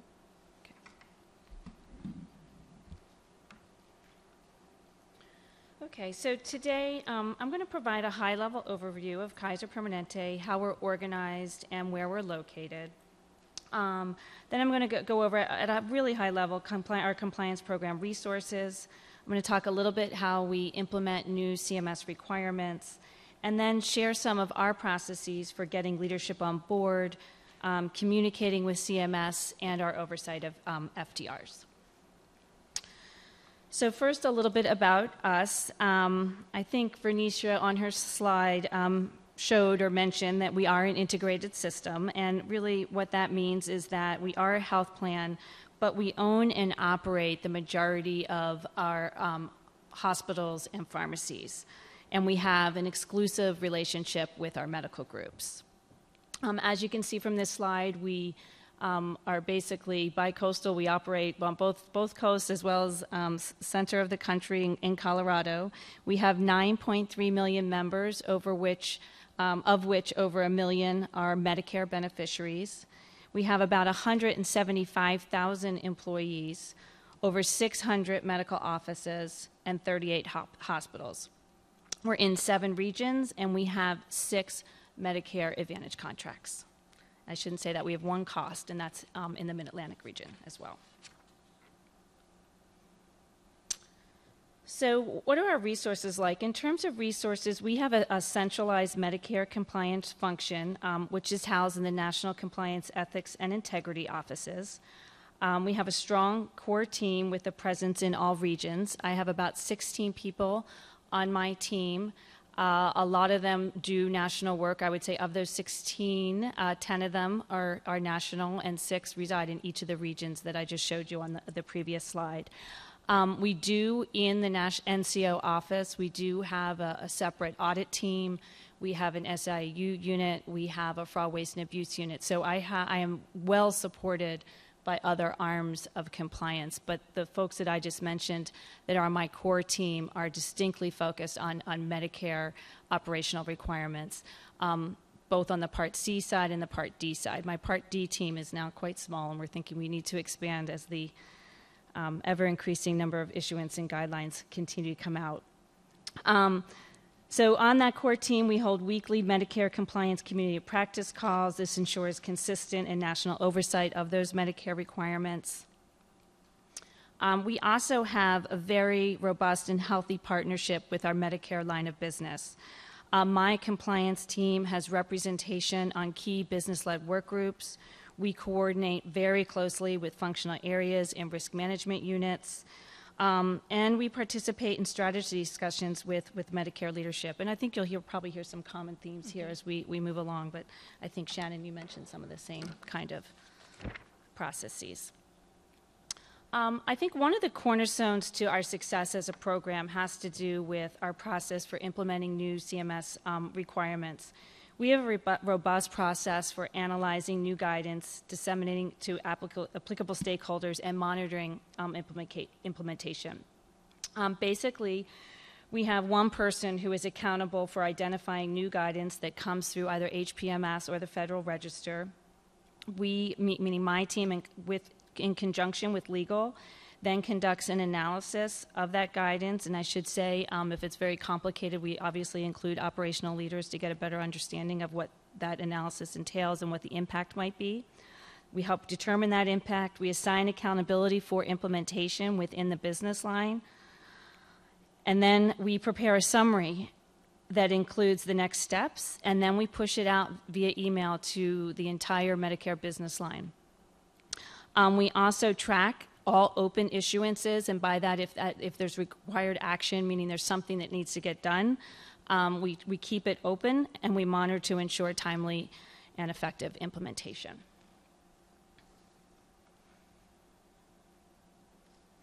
Another factor that I think is a key to our success as a program is the visibility and support that compliance has at the highest levels of our organization. We have a National Health Plan Compliance Committee that is chaired by our Chief Compliance Officer and the Executive Vice President of Health Plan, where Medicare compliance is a standing agenda item, and I routinely report out on compliance issues and where we are in monitoring our status with operational requirements.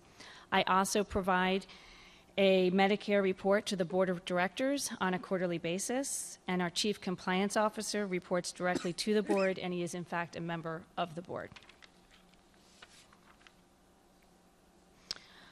One of the programs that I think allows us to get in front of potential compliance issues is our Medicare monitoring program.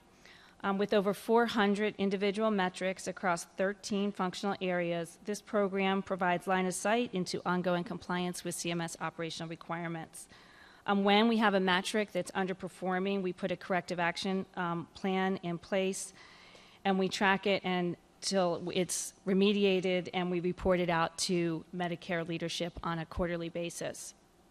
And this slide is basically just an illustrative example of how we display and track our metrics across our regions and our functions. We do go beyond what's in the current audit protocols. So, for example, we do monitor EOB distribution and timeliness, for example. We do membership administration, enrollment, disenrollment, timeliness. We monitor very closely all of our sales activities, including OEV, our marketing materials. So that 400 goes well beyond what's in the current CMS audit protocols. And where we get those, obviously, they're mostly informed by the HPMS memoranda that comes out. One of the outcomes of the monitoring program is the ability to have open and transparent communication with CMS regarding our compliance performance. Our account manager resides in Region 9 and has oversight of all of our Kaiser contracts. We have bi-weekly calls with her and her whole team, and we include our key operational leads and other staffs as needed, depending on what the agenda entails. We take detailed minutes and obviously follow up on action items. And we also centrally track all issues discussed, and we keep an open and a closed issues log with her that we submit on a monthly basis, just for kind of that paper trail and documentation, and it kind of sets our agenda for these biweekly calls. This really ensures that transparency and open lines of communications between the plan and CMS, another common theme that I think we've heard quite a bit throughout the day. And lastly, one of the last substantive areas that I really wanted to cover today is our FDR oversight program. Not unlike, I'm sure, many of you, our plan has struggled to get our arms around this requirement in a way that is meaningful and valuable both to the entities that we oversee as well as to CMS and ourselves. And basically, we've came up with a kind of a risk-based solution. And our implementation is really based on a partnership between compliance and our business, whereby the FDRs are identified largely through procurement in our business functional areas and put through our annual risk assessment process. And depending on the risk level of the FDR, we decide whether to audit or collect monitoring reports from them. And for those FDRs that do not formally fit into that audit or monitoring protocol, we do collect attestations from them that provides information about their training activities and other CMS requirements. Obviously, or not, maybe not so obvious to all of you, but our integrated system does help us in terms of, I think, our oversight ability. Our Permanente medical groups are our largest first-tier entity, and they are fully integrated into our compliance program. They take our annual compliance training. We are able to track that to the individual level. They are subject to the same code of conduct as well as the same compliance policies related to conflict of interest, exclusion lists, fraud, waste, and abuse, just to name a few. And then lastly, I just wanted to mention some best practices that were cited by CMS in our 2012 best practice review. Kaiser did pass all 8 of its compliance program elements in that review. And CMS noted in particular our principles of responsibility, which is our code of conduct. We have a wiki page whereby any employee or vendor can go in and ask questions and get an answer related to that code of conduct. Our compliance hotline was cited for its triage and investigative processes. Our new issuance process, which I talked briefly about. Our SIU unit was also cited for its data mining and fraud, waste, and abuse claims monitoring. Our tracking of FDR was mentioned. And then finally, our use of TrackWeb, which is basically our system of record for tracking all compliance issues that come in through the hotline that are walk-ins into a compliance office or what have you. So I really just skimmed the surface, but I do want to leave some time for questions and answers, particularly in the FDR space. But let me turn it over to Jenny so she gets some time to talk. Great. Thank you. I'm Jenny O'Brien. I'm with United Healthcare. And as they put up the slide, we've had conversations today, and we had them with Margaret as well earlier about large versus small organizations. And so those, I look at a small organization and I think, gosh, it'd be great to go back and work for a small organization because you can get to the root cause of things and fix things and be more hands-on. And then in talking to both Shannon and Margaret, it's like, how many resources do you have? And wow, you have your own internal audit department. And so there's challenges and opportunities to both. But I think regardless of which or type of organization you're in, and Vernisha, you talked about this a little bit, the compliance model needs to follow the business model. And you have to set it up according to what that is. So you would find each of our programs, and I'm sure when you audit, really find that they're different, and they need to be different to fit how those organizations are structured. Being a large organization, as large as we are, and you can, there we go. You can see how we serve 1 in 5 Medicare beneficiaries. I mean, we're in the millions of Medicare Advantage, Part D, 5.1 million. And because of these numbers, there's an obligation that we, in our conversations with CMS, is, we were audited in 2011, and there were opportunities that we've been working on that have made our program better as well. But as Jerry Mulcahy said to me more than once, if you're doing well as an organization, we know our members are doing well because you have so many of them. If you're not, and you have areas or issues you need to fix, which we worked very hard in our PBM, and we've had some of the same, appeals timeliness issues that others have had going through audits, we are very concerned about that because that means if you're having issues with those, because of the large number of members you have, that means our members are not being served well. And so we have made a commitment to CMS as a partner that we want to be on that side of what they're seeing and demonstrating to them that we are taking care of the members and making our commitments, and I think that's a fair expectation that they have of our organization. How we're structured, we could have gone a couple different ways. I've been there 4.5 years, and when I came in, one of the things we talked about was would be structured by product. As I showed you the 4 different areas, should we go by functional area? And we didn't really know, right? And so again, we felt what fit best, the best model was by going by functional area. And so we are set up where we go across our areas, and I know it might be hard to read for those in the room, but we have compliance officers that help lead in finance, sales and distribution, operations. We go to marketing and fulfillment, pharmacy, clinical, and then network. And we recently changed our organization and realigned it because we needed to better follow our business model. So just recently, we combined sales and marketing together and brought those teams together, and we formed a network provider compliance program because of all the things that are going on out in the market. And we had been doing network provider compliance, but we realized to follow what is going on and where the risks are and where we need to support our organization and strategy, that's what we needed to do. I didn't get any more resources. I actually have less in some of these areas, but because you have different talents within your team, we were able to look at our team and say, now how do we best serve our organization? And so I look at our compliance program every year as evolving. It's on a journey. How we start at the beginning of the year and how we end at the end of the year, because so many issues come up in different things. As Shannon said, I think one of, people think because you're in compliance, they're like, you must have the most boring job ever.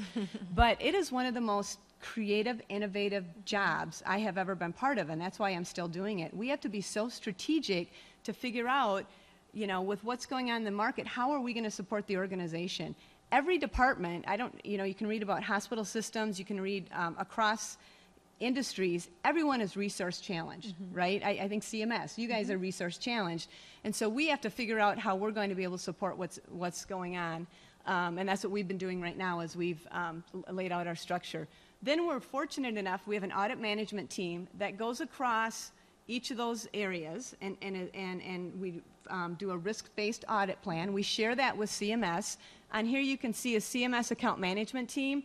We have a team of 4 people who CMS Region 9 asked us, would you quit all of you calling us, and different, your organization is driving us crazy because you're coming in from so many different areas.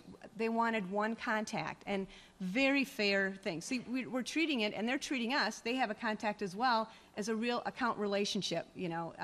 Best Buy has them, Nordstrom's has them. Why wouldn't we have them as well? And so, so our CMS account management team is the one who works on a daily basis with Region 9, and we have the bi-weekly meetings as well, and really focus on maintaining our relationship through that team. And then through audit management, we have a delegated entity oversight team.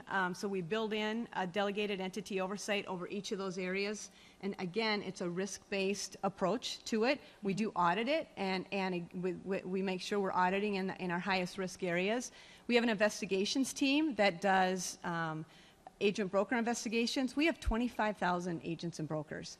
And so we have to have a compliance oversight team that provides oversight over that to make sure those that are selling to our beneficiaries are doing it in a compliant and safe way.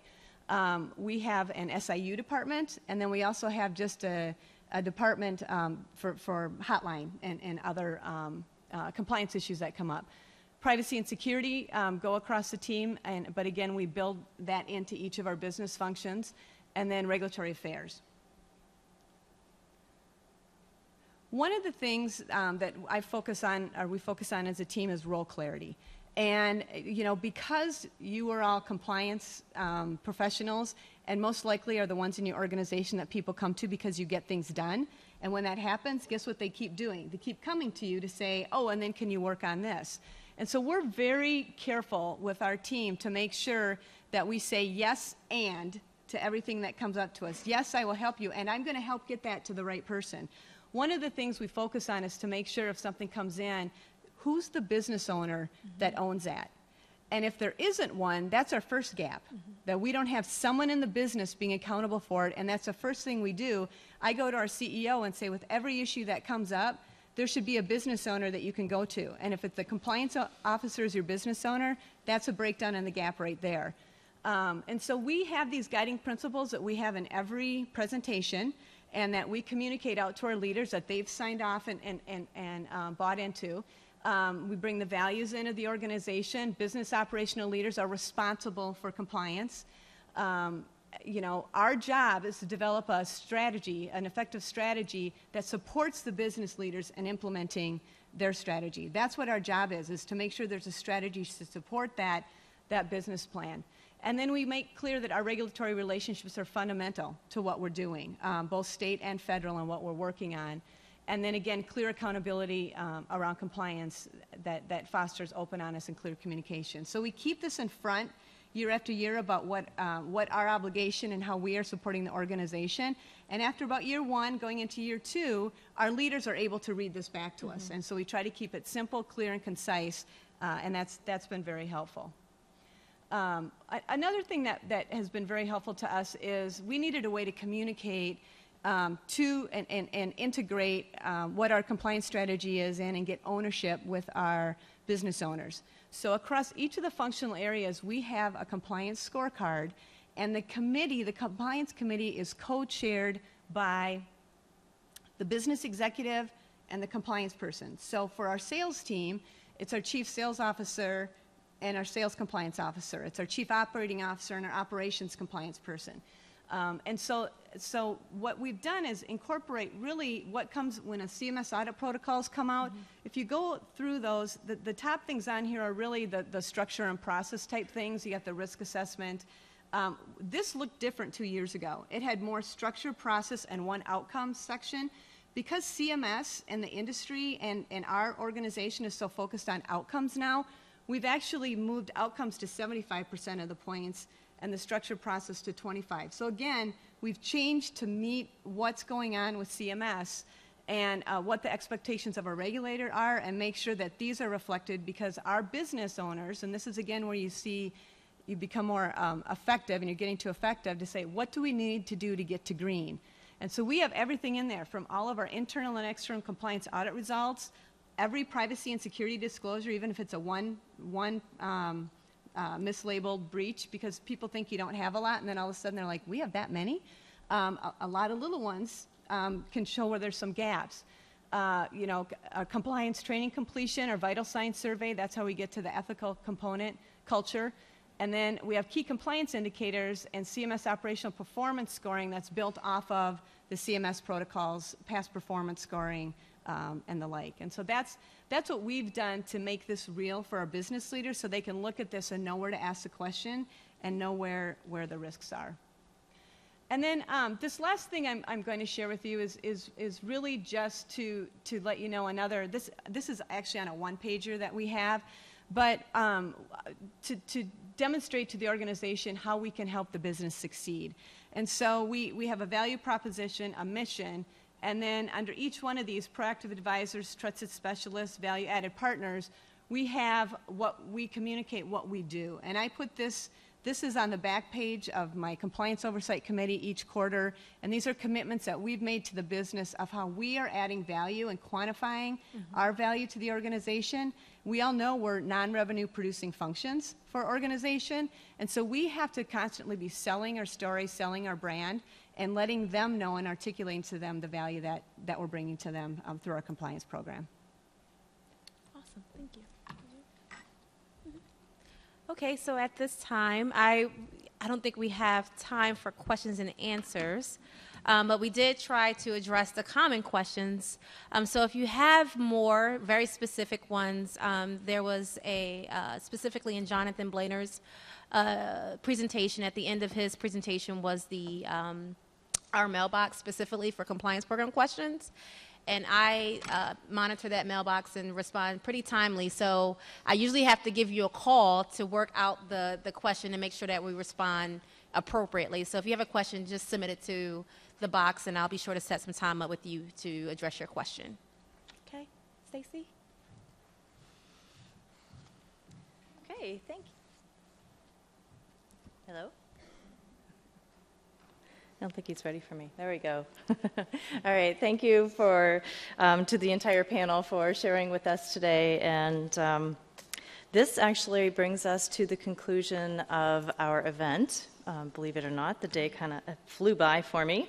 But if you could just stay for a couple more minutes, I just have a few closing remarks before our webcasters sign off and everybody else leaves for the day.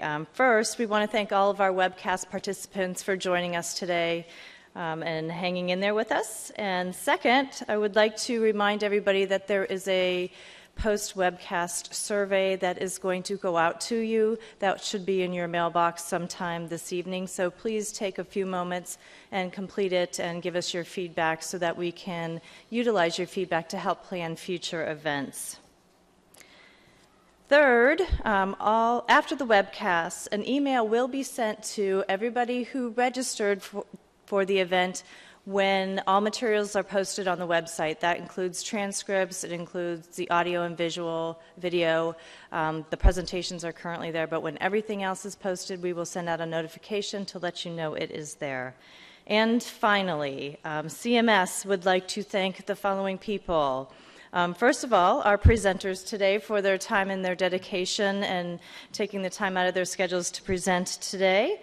To the CMS registration team, the CMS technical team, which includes Greg and Charlie, our CTO volunteers who helped with registration and the different parts of the process today to make everything flow so smoothly, and of course to our in-house guests and our webcast participants. Thank you so much and have a great evening.